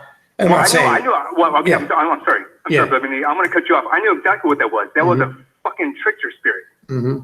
I knew that's exactly what it was. Because once I got there, there was nothing. The communication is completely stopped. Even on the way going over there, there was nothing. Once I got there at the gravesite, after 10 years, and I avoided that shit. I'm like, oh, they're not there. They're not buried. They're beyond those bodies. We're not these brains. We're not these bodies. They're beyond that. Shit, man. Once I got there, nothing. It just stopped. No communication. I just stood there. I'm like, what the fuck do I do now? I just looked around like, in the dark. I'm comfortable around death. I've seen death. I've seen my brother pass. I've seen my dad pass. Right. Okay. Well, cool. Okay. I'm comfortable with death. Okay. I almost died a couple of times, so I'm comfortable with that. So I knew a couple of days ago, I was like, that was a fucking trickster spirit. All right, cool. I see you. Okay, I see what you're doing. Okay, cool. Yeah, but I recognize it though. See, I'm not. Well, that's the key. Tail, you know what I mean? I see it. That's the key. As long as you recognize it, and the only confirmation you need is that confirmation from what you feel. Like you say, you can confirm what it is, and if that's 100%, and you seem 100% certain of that, then that's what it is. And so what I was saying is that's a good thing, when you're able to tap in like that. So what that really means, in essence, what I was saying, well, you can look at this a bunch of different ways. And I'm glad you, like the communication being cut off, you were immediately able to identify what it was. But the beauty of it is in that being able, some people, I'll be honest with you, it takes them longer, or sometimes they might struggle internally with that awareness. So it could be in relation to that. It could be in relation to making, tough, critical decisions. But as long as the awareness factor comes in by whatever you do, it doesn't matter what it is or how you do it, where you discipline yourself as you've been doing, on your path to be able to have that. And that's the gift. And I think that's the thing I would tell people to focus on that have experiences like that. And I'm sure, you know, going through life and the different things that we experience, obviously, how people connect with that, obviously, it isn't going to be the same way. You know, obviously, your experience is your experience, mine is mine, others is others. So everybody's not going to connect the same way. That would be foolish to think that. But the experience is what's going to dictate, you know, how we approach the path. But that's a good thing. Yes. There's something big in my room that's flying. It's a moth, buddy. Oh, How big is it? it's like this big. Hold on 1 second. Hold on 1 second, Phil. Go ahead. Let me just see what he's talking about. What are you talking about? All right, this one off my side. Where is it? Okay.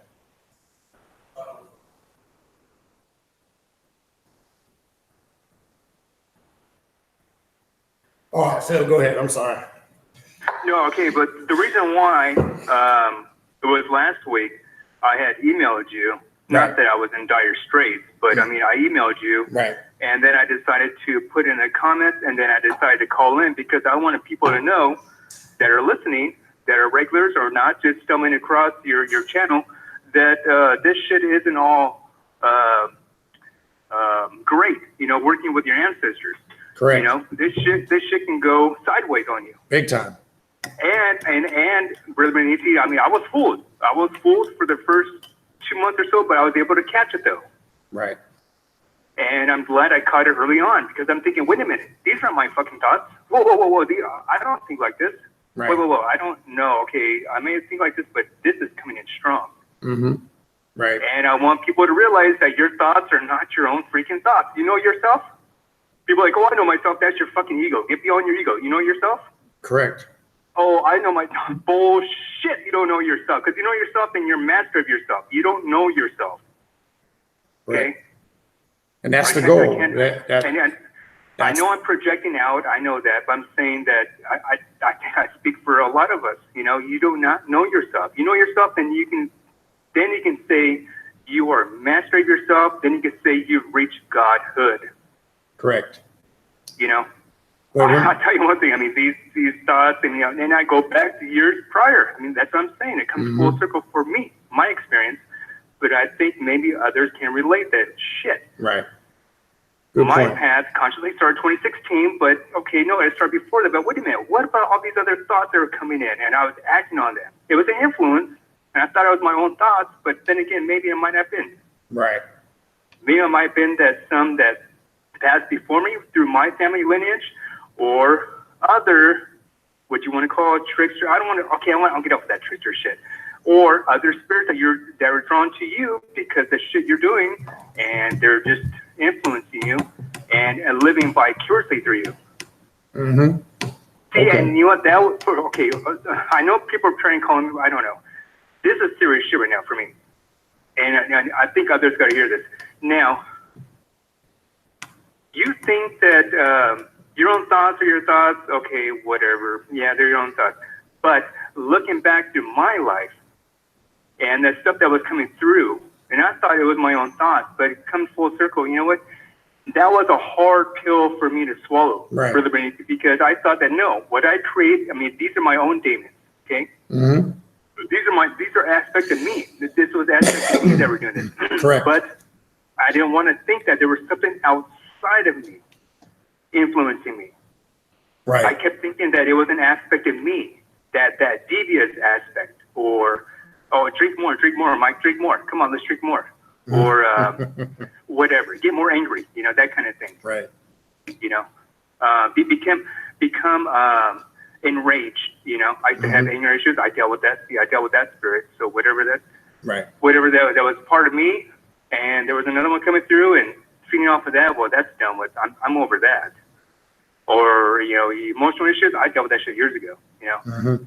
I'm just saying that people have to realize on this path, you're going to draw a lot of shit to yourself. And you're thinking, oh, I'm a God. I'm a God. You're a God. You're a God, right? Or you're a God. Is really? that you talking, or is that your ego? Well, that's why when you sit, when we use that term, we're striving, and I think people forget that there would be no point in doing any of this work. There would be no point in dialoguing or having any of these discussions, such as the one we're having now. I think when that statement is made, we have to be careful, and especially when I'm saying we're striving to become gods and goddesses. We are not perfect beings, and if we were, again, there would be no point of any of this. And the whole point of being on this path, or one of the main aspects, as we always talk about, is to better yourself. And that's the key. It's not about, like you said a few minutes ago, nobody can sit here and claim they fully reached that state, because then that would mean they have no problems. That would mean they have no struggles. That would mean that they've got everything figured out. And we just know that's just not the fucking case. You'd be fooling yourself if you thought.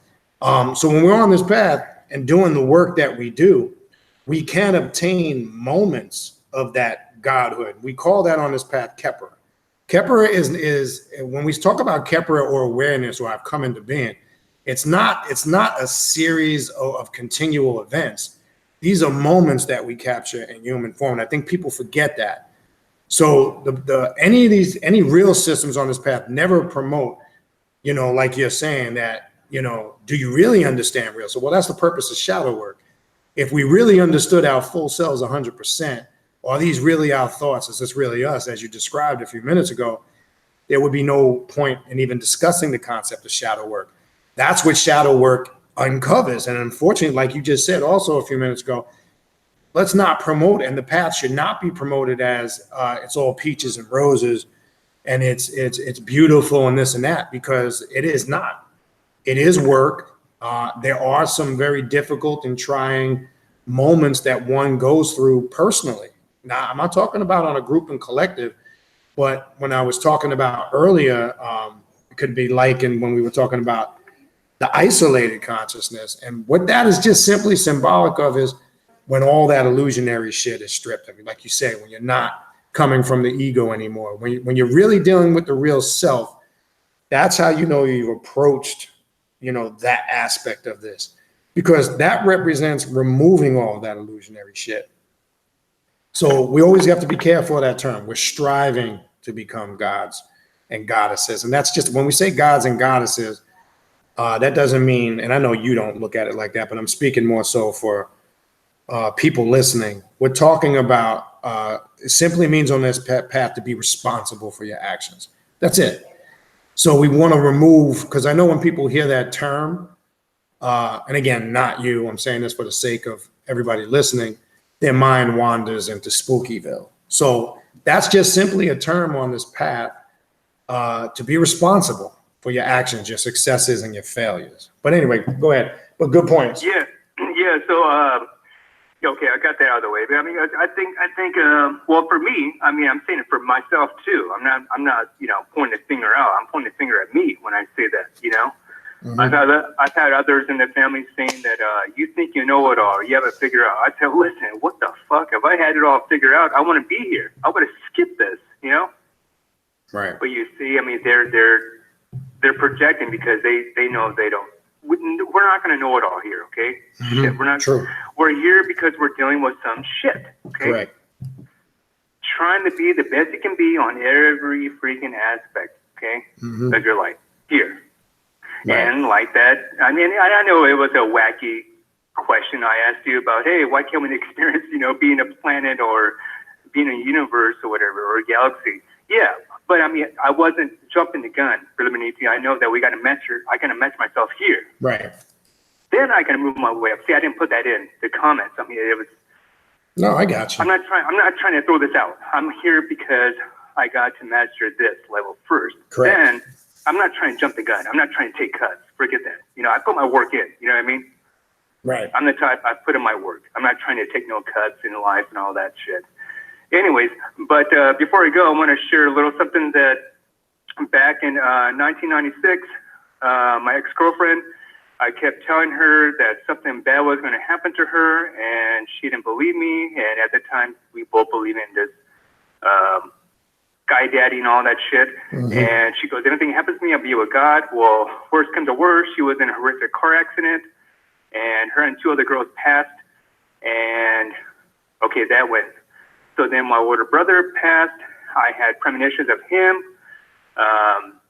And then he's the one I told you, I was, PTSD, trying to save his life. And then my dad in 2009, again, I had premonitions of him.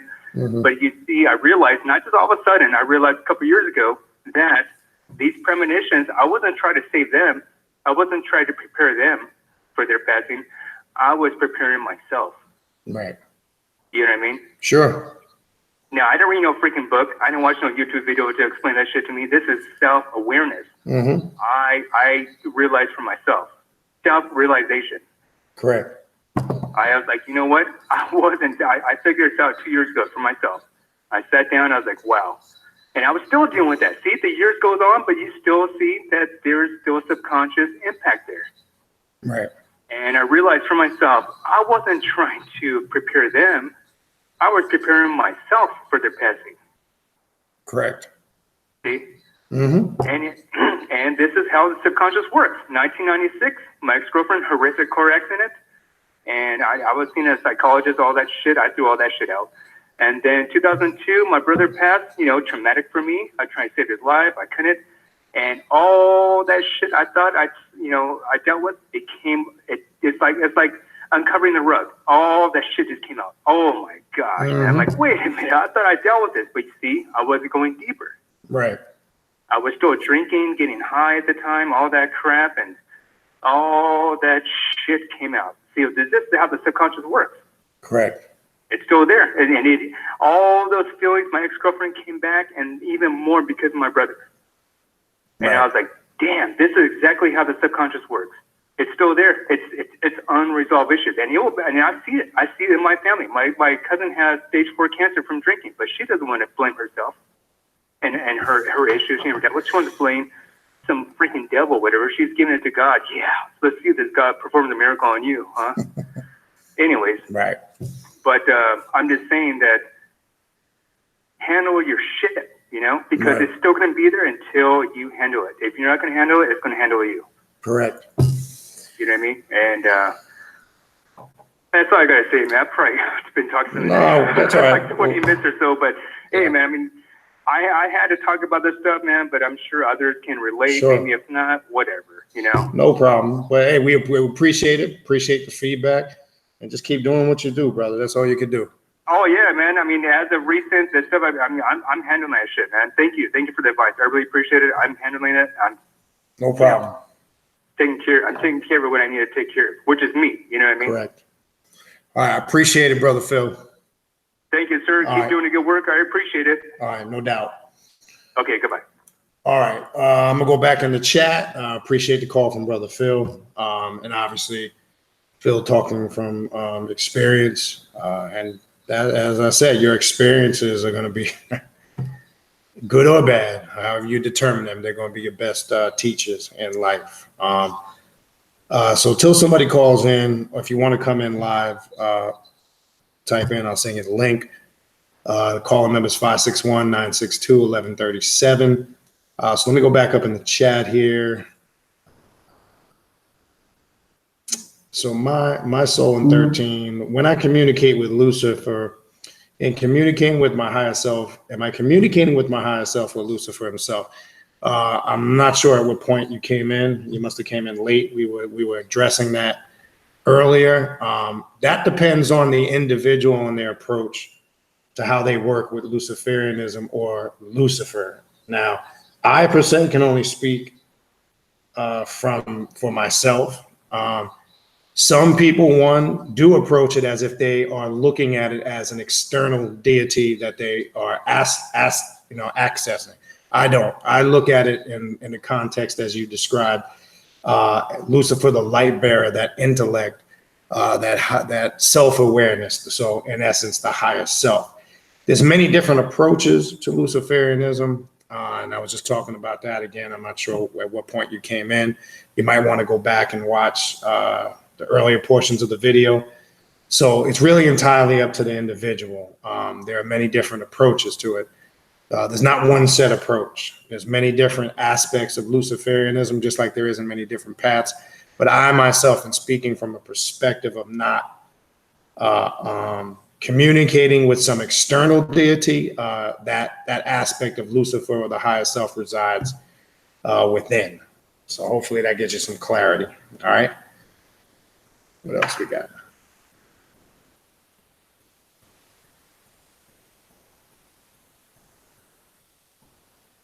All right, hold on. Things skipped on me. Let me back up.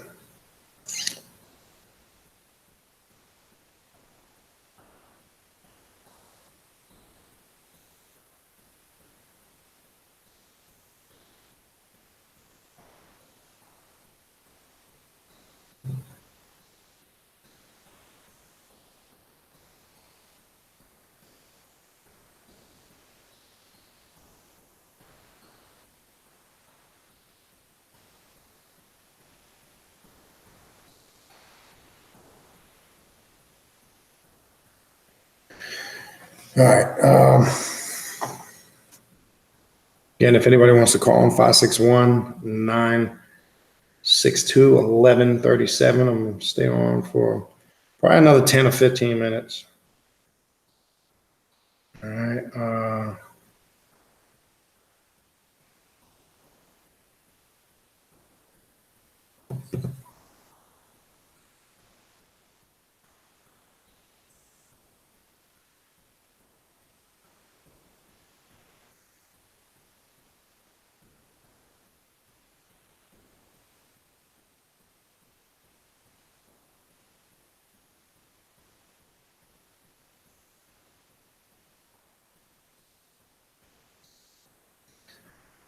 All right, I don't really see any questions, so I give it a few more minutes, but I'll just go on. But again,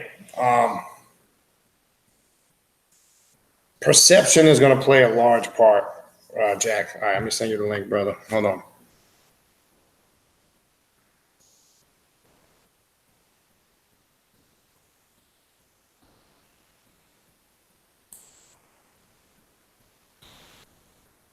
Just sent it to you, Jack. All right, you should got it. Just send it to you. So yeah.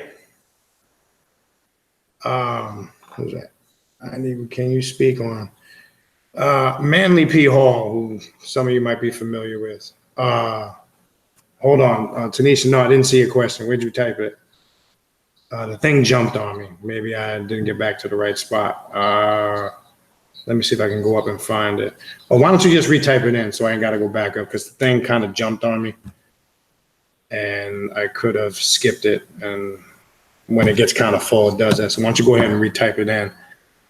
While you're doing that, Manly P. Hall, which a lot of people might be familiar with, he is an occult author.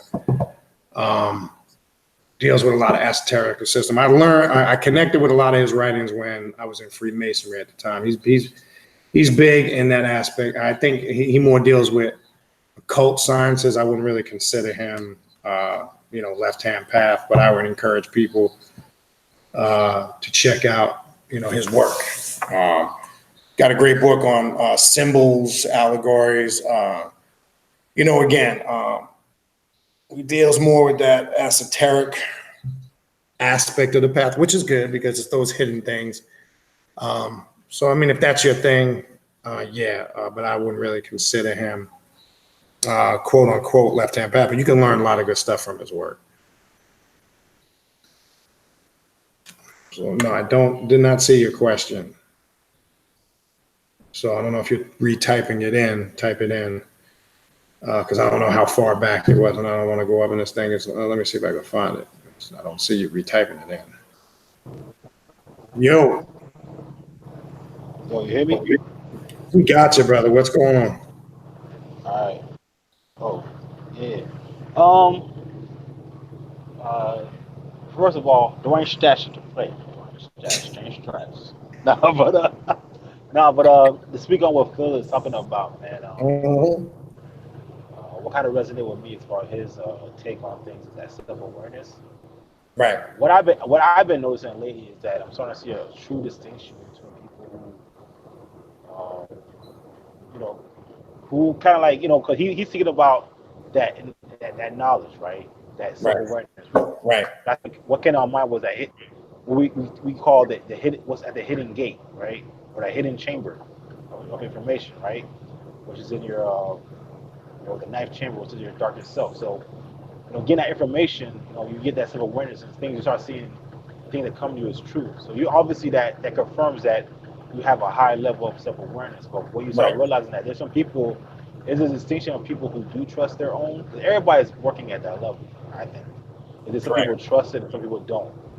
Now, what I've been noticing, speak on that, what I say with that is that you got to just, to those individuals who do see the confirmation of like, hey, they see what they see, it could be something that they won't believe, but it's there. It usually tends to manifest in front of your face, and then it confirms it. Stop. I think people need to stop like pushing it to the side and say, no, I don't believe it. I don't believe it. Accept what you see. You know what I mean? Like if that's what you see, trust your intuition, because a song that Prodigy made with Nas, is that called Subconscious. And he broke down, you're never gonna fuck yourself.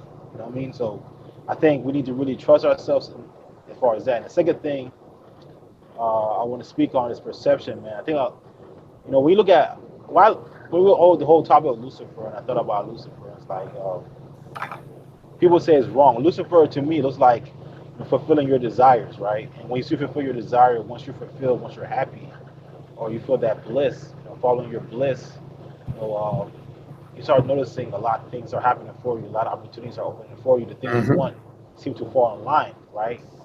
Especially let's say somebody who's following their passion in their work or following their passion in a certain hobby. They tend to notice that they tend to excel in that,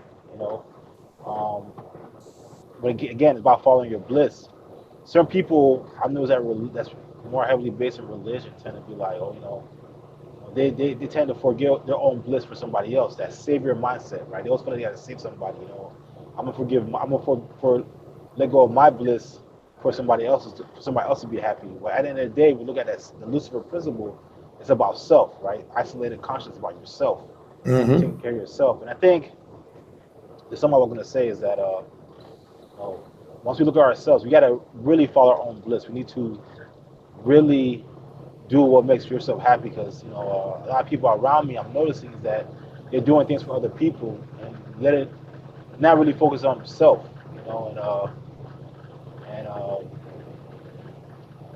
I think we need to kind of like look within and just kind of make ourselves happy, because in this path, a lot of things are going to be open up to you about yourself, a lot of trauma, but what I've noticed from my own experience, that you're going to get to your lowest point, lowest point, before, you get, to a point where you start elevating higher and higher, and it's more of an infinity consciousness about your life, about the way you move. You're constantly growing and growing, but the normal process, from my experience, that you're gonna get to your lowest low. You're gonna deal with things yourself that, it's gonna bring you down to probably, it's gonna make you feel fucked up, But once you deal with those things, it's kind of like you're on an elevator. You just kind of keep rising to or the winding staircase. You keep rising and rising, right? So you got to get knocked down before you get up. And a lot of people kind of go into this path thinking that, I'm gonna do these things, do these rituals, it's gonna be rosy. Fuck no, man. It ain't like that, man. You already know, bro. Like what I went through. I had to go through some crazy shit. And I think right now I'm at a certain point in my life where I'm thriving right now. But I had to go through it's like Go through some shit to get there. Yeah, you know what I mean? So people forget that, man. They think that's gonna be rosy off rip and they get discouraged. But nah, it's not like that. So what's your thoughts on that, bro? No, some good points to back up to what you were talking about. Whether it's Lucifer or any type of archetype or deity, remember the goal is not so much to get caught up in the external aspect of it. We don't worship, we don't call upon these deities as some external force. Now some do, but that's not the aspect we should be approaching it. You use the term. We got to grasp the concepts of what they represent to embody what the deity is. We're not trying to worship. We're trying to become what it represents. So when we look at these archetypes, and if you understand the definition of what an archetype is, you're trying to embody the characteristics and draw upon those concepts to bring what you're talking about, that self-awareness, that change. That's how the growth occurs. So these just are concepts that we draw upon. It's no different than when you're working with sigils and symbols, because sigils and symbols, if you work sigil magic, which some people do, they draw upon what the symbol of those sigils represent to the psyche and the subconscious. So it's still dealing with that principle that the change begins from within. And it doesn't happen from the outside. You'll be chasing it illusionary your entire life.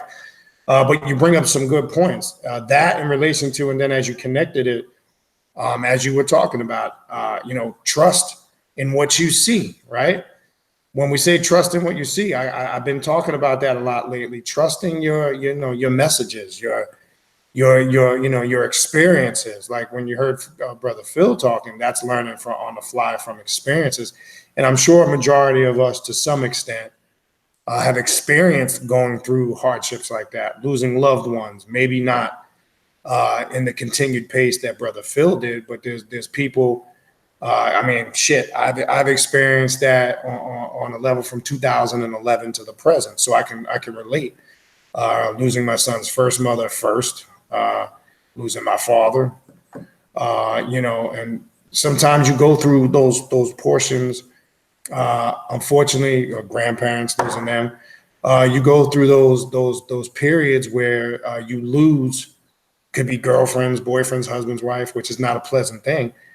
But these are things, like you said earlier, this is not, and I've said it earlier, it's not all roses and rainbows. But here's the thing I always tell people: in that struggle, in that hardship, and in what we might label as pain, there's tremendous growth. And it's tough. Not every individual has the ability to embrace it as growth. We do understand being on this path in relation to the topic of death, right? When we're locked into the death current and we embrace it, we don't look at it as gloom and doom. We understand it on different levels, not just a physical death, but we understand it in relation to the spirit as far as the transitions and changes we go through in the growth stages of our life in relationship to you were talking about, like having to go through some shit to get to where you got to be in life, whatever that may be. And obviously that's going to differ from individual to individual, because we all obviously are going through different things and have different goals. But we die many deaths on that path, if you understand what I'm saying. And what I'm hearing is, I'm using another way to describe what you said. You will, and really we even talked a little bit earlier about deconstruction and reconstruction. So we're constantly working and destroying those aspects, those weaker or lower aspects of ourselves that are holding us back from embracing that growth and change. That's what we are on a mission for on a daily basis. And it's an ongoing process. That's the other thing, like as you described. This is not like something you just come on a pad, do a few rituals, light some candles, and poof, your whole life's going to change. No, this is continued work, and it's a continued process. So, but what's deep about that is, like, let's look at it symbolically, right? You have the number 4, right? 4 seasons, 4 corners over a square, right? Just what anything with a plant, right? You have a seed, you plant a seed, it grows, different seasons, it blooms at a certain season, right? You're fruitful. So it's kind of like a pattern to everything. Even just with doing the work, your intent, you do the work ritual, right? Information and fruitfulness. So it's like it's a pattern to it. I think once people realize the pattern to this work, you realize, okay, you kind of can see where you're at in your pattern. You kind of can see where you're at in your existence. So it's about, study. If you study in nature, right, and you're trying to use nature to advance, study nature to see, because you're in nature. So you have to study nature to see where you're at. Look at the 4 seasons, of growth. Like, you gotta see where you're at. So that's true. Like winter is like death, man, but You have to go through winter. You have to have a winter to have a summer. You know what I'm saying? Like Right. it has to happen. So, but that's real stuff, man. Correct. No, I agree with you. Good points, man. Hey, but that's the thing, man. It's the process. Part of the process of the work is figuring it out. Okay. And that's the thing. Unfortunately, there's some things one will have to figure out for themselves. And I think sometimes that's where people can get disillusioned on this path. And like we say, we might make reference to books, certain teachings, certain paths and systems. But like I said in the beginning, you are the master and the controller over those systems and those paths. Like we always talked about in the past, going many years back, you control the information in the book you read. The book doesn't control you. And that's why you don't get caught up, in that whole process of being dictated to. So those are all just the many tools that we utilize. But in essence, when that's all stripped and put to the side, your work and your life experiences is where you're going to really grow and change. Because the information should be the motivating factor that leads you to bring about change. But the actual change and the growth has to come by you putting a plan into effect that's going to efficiently work for you. That's the part I think people forget. You're not going to get it from a ritual in the book. You're not going to get it from... Explain from your experience, how do you find the right plan? That's key. There's some people are not sure how to find the right plan, but how do you do that? Well, again, I think it's addressed based on... Now, here's the key. I want to make sure we're clear on this word. We talk about it all the time. You have to base that plan about your current state of your life and its needs, not its wants. I think where people get fucked up, they chase more in life about wants, whether it's chasing a false social status, whether it's chasing or desiring after physical things, or where it's just being distracted and not focused on the certain aspects of their life that they need control over, whether that could be jealousy, bad spending habits. I can go give you a whole bunch of examples. I think the person's got to sit down and really do a thorough analyzing of themselves, right? We call this taking stock. And this is part of the shadow work that we always talk about on this path, right? You have to really get to know yourself. And that's a process in itself. I know most of us would like to think we do. And we do to an extent, but there's a lot of things buried in the subconscious that have been buried there via many different events in our life, indoctrination, life events that had a traumatic impact.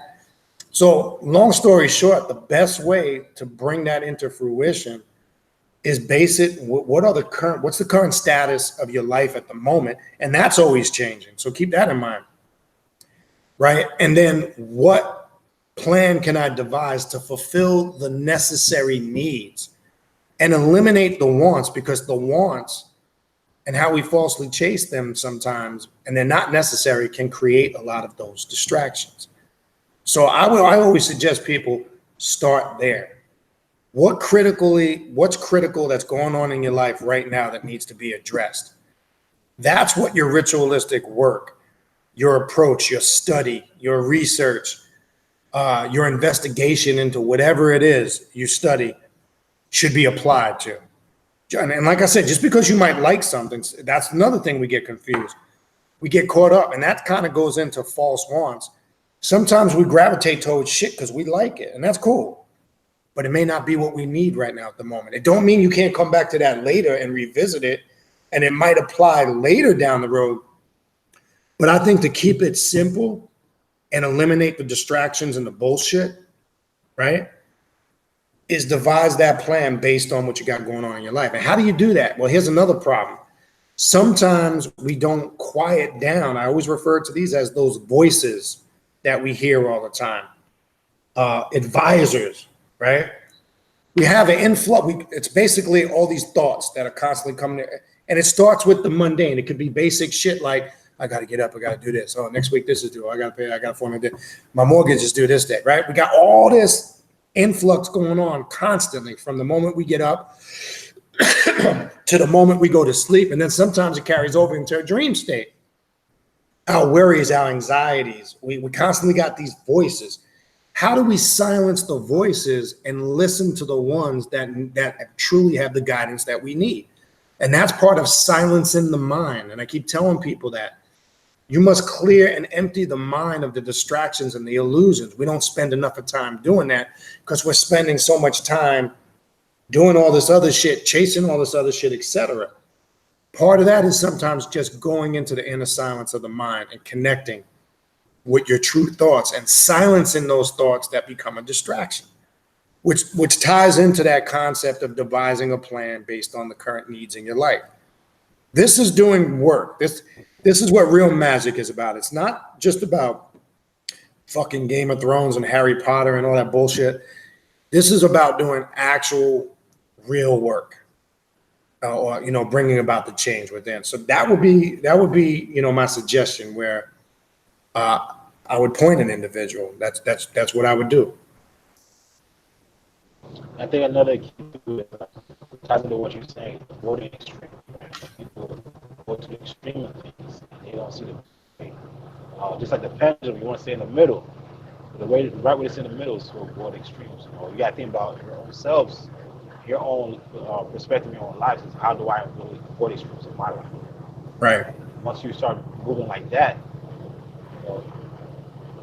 True. you get a clear focus on what you need to do. So it ties on what you said, bro. Like about avoiding extremes. And I think once you do that, things start to look better.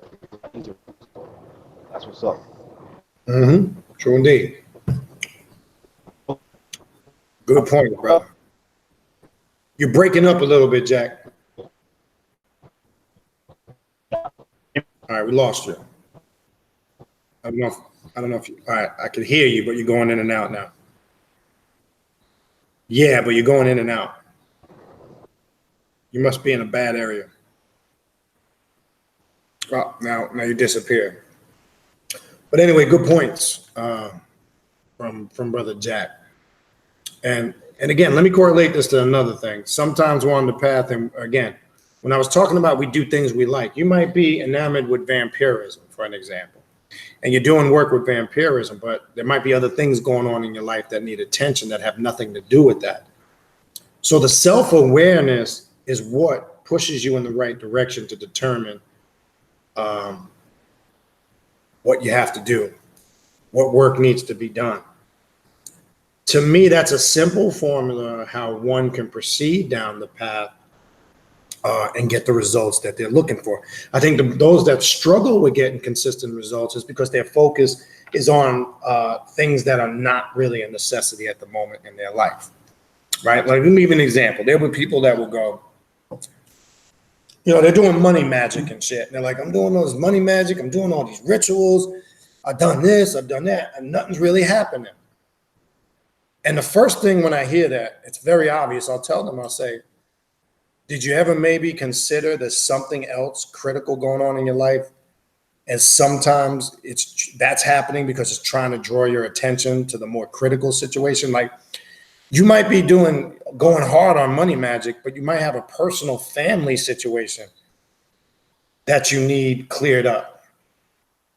And you might need to do work on fixing that. And that could be a key distraction in your life, but you're not addressing it. Because the energy that you're focusing on, money magic just may not be the critical thing at the moment.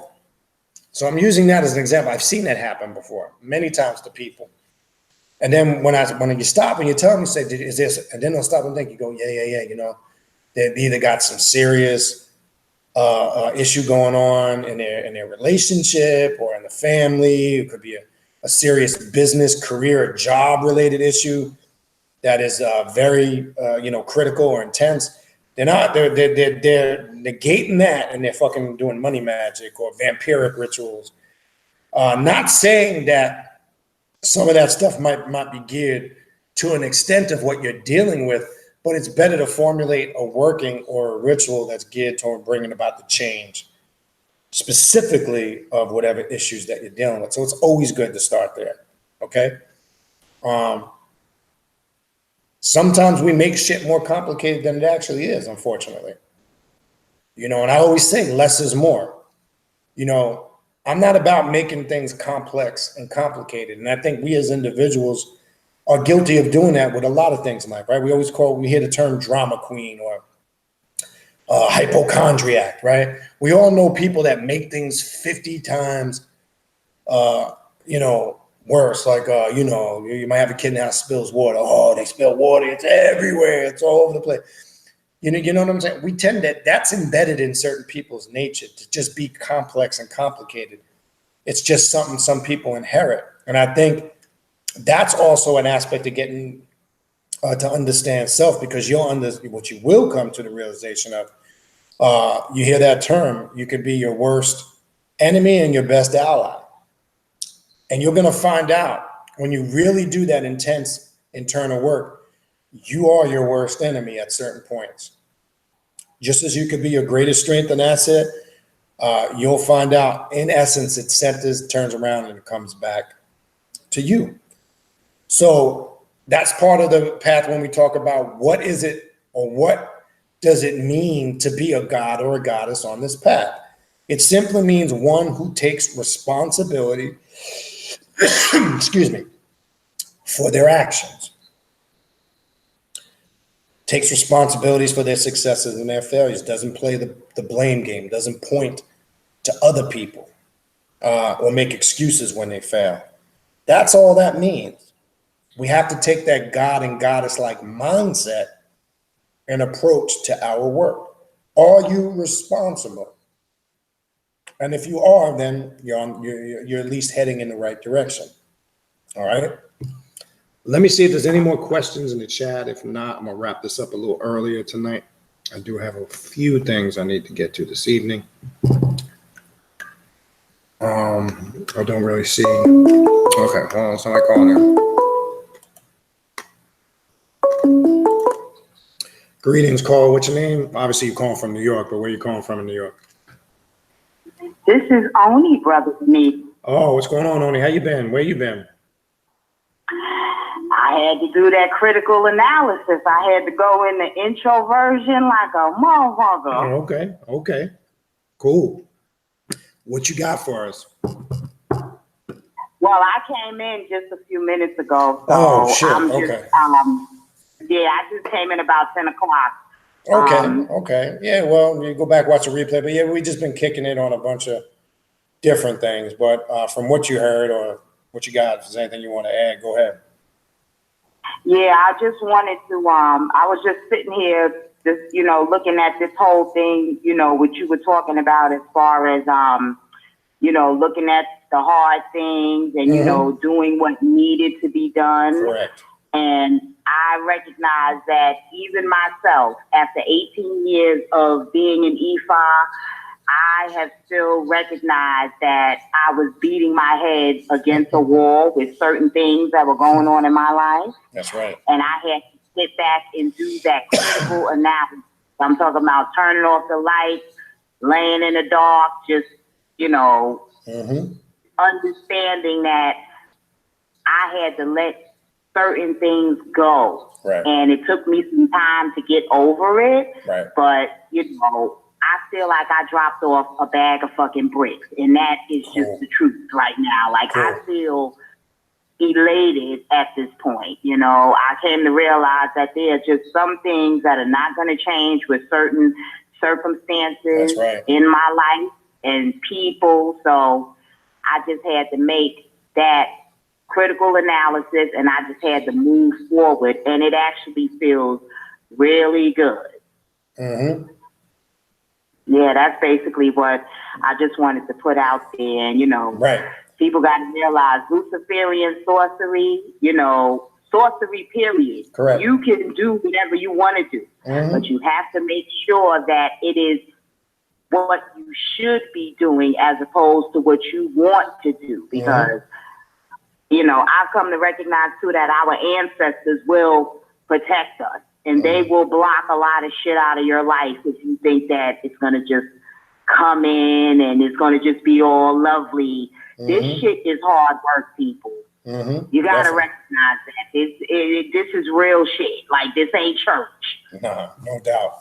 And it's true. And again, I know you came in late, and I was kind of touching on the aspect you were just speaking about sorcery in general, even though, we titled, the video is titled Luciferian Sorcery, but like you said, sorcery in general is the concept of using, it's another system of magic to bring transformation and change within your life. And so there's different aspects of it, but yes. And again, that's not always a pleasant or an easy thing. I mean, there's tremendous growth when you really work your way through it. And like you said, you just went through a period where you had to go into that inner reflection, or, use the term introvert. When you get through those periods, and I was saying, I don't know if you're on when I was talking about, sometimes in those difficulties or pains, hardships, or rough patches, periods in our life, whatever we want to call it, I always tell people, when you reflect back on it after you get through it, you realize the tremendous stages of growth. So I always try to focus at the growth that I got from the hardships. And I think everybody has to do that. Yeah, I know at the time it's tough when you're going through it, you're like, fuck, I'm dealing with some fucked up shit. But that's part of the discipline factor. How can I keep my emotions in check? Where I can use that, like when oh, fuck, or shit. Use that aggression, use that fire that you get animated about when shit is going wrong, and kind of reverse it where let me use that energy to come up with a damn solution to fix the shit. You understand? So that's a form of sorcery. And we got to understand that would be an aspect of mental sorcery, right? When we're talking about sorcery, we're not just talking about the physical ritualistic aspect of it. There's a higher mental aspect of sorcery. And I think a lot of that is the self-discipline and some of the things that you were describing. But yeah, good points. Yeah, and that's where I've been for the past couple of weeks. I just had to shut it down and just really look at shit for what it was. And the bottom line is that you can't change nobody. You got to let people figure out things on their own. And, no matter how long you've been doing this shit, you have to accept the fact that some people's heads are like fucking concrete. It's just not going to fucking happen. Yeah, you just struck a chord. I gave that up a long time ago. You're right. And it's not. People got to want to change for themselves. You can't. I know it gets frustrating. Sometimes fuck, what is it you don't understand? You know what I mean? But you got to, that's the classic example where I say you got to discipline yourself and keep your emotions in check, because you can get so frustrated and pissed off, like, this person, what the fuck is wrong with them? So like you say, sometimes this is that old adage, the best way sometimes to help somebody is not help them at all, because they gotta learn those life lessons on their own. And you're absolutely right. You know what I mean? Yeah, I mean, I've been doing readings, and people fail to realize, they always ask me, they have no problem paying for a cowrie divination. But when I start to give them the survey and ask them, well, do you know what Ifa is? Do you know what this cowrie shell divination is? Do you understand that you're opening portals to the universe? Do you understand? Do you have a reference? Do you have this? Do you have that? They get upset because they're like, well, if I'm paying you, and that's the problem right there. People think because they're giving you a fee or some type of money, they think that just smooths shit over. Right. I keep telling people, there ain't enough money for this. There is no price on this shit. Mm-hmm. This is your mind. This is your sanity. People don't get it. Mm-hmm. I'll throw tarot cards, bones, coins, whatever. But don't, people come and they think Ifa is just like church. Oh, you just read a couple of verses and we could just, give, a couple of offerings and it's over. And it doesn't work that way. This shit requires work. I mean, I didn't even realize how ignorant I was even after all these years. Yeah. I mean, it's unreal. But here's it. And again, you came on late. You probably didn't hear me say that. And here you're saying it. That's why I keep telling people it's a continued process. Like you hit it on the head. Here you are years later realizing some fucked up shit about yourself. That's why I'm saying this is what I'm saying. Classic example. That's a perfect example of what I was talking about earlier. That's why it's an ongoing process. And guess what? You keep uncovering shit. And that's a good thing, because if you get up and think like, oh man, yeah, I got it all figured out, something's wrong. You understand? No, I'm not even ashamed to admit it. As you know, as intuitive and as smart and as intellectual and all the shit I know, I still don't know a goddamn thing. Well, what's that old mystical saying? A wise man knows he knows nothing. It doesn't mean. Oh Yeah, it doesn't mean he's stupid. Right. It doesn't mean when we make that statement, it don't mean we're stupid. It means that we are always open and receptive to learning and growing. That's what that means. Once you think you know something, like Brother Phil was talking about earlier, sometimes that's the ego making you feel like that. So it doesn't mean, yeah. Mm-hmm. What were you saying? I said there's no question about the ego, because I didn't realize over these past 3 weeks my shit was inflated like a fucking balloon. And then, of course, the ancestors came and stuck a pin in that shit, and I had to go into the darkness for 3 weeks and understand, bitch, you ain't it. So, but again, that goes into the concept, whether you're working with ancestral spirits, archetypes, deities, remember, they all represent certain aspects of consciousness. When we talk about something like that, we could use the example of any of those road opening archetypes, such as Kali, etc. That's confirmation of, you got to be careful when you access that part of your psyche, because it brings about the change you need. And some people think they're prepared for it. I want to stress that. And sometimes you get that moment like you described, like boom, it just comes all at once and slaps you upside the face. And the thing is, are you ready to deal with it? Some are equipped to deal with it because they've done the work, they've prepared themselves. But unfortunately, there's the other side. Some are not equipped.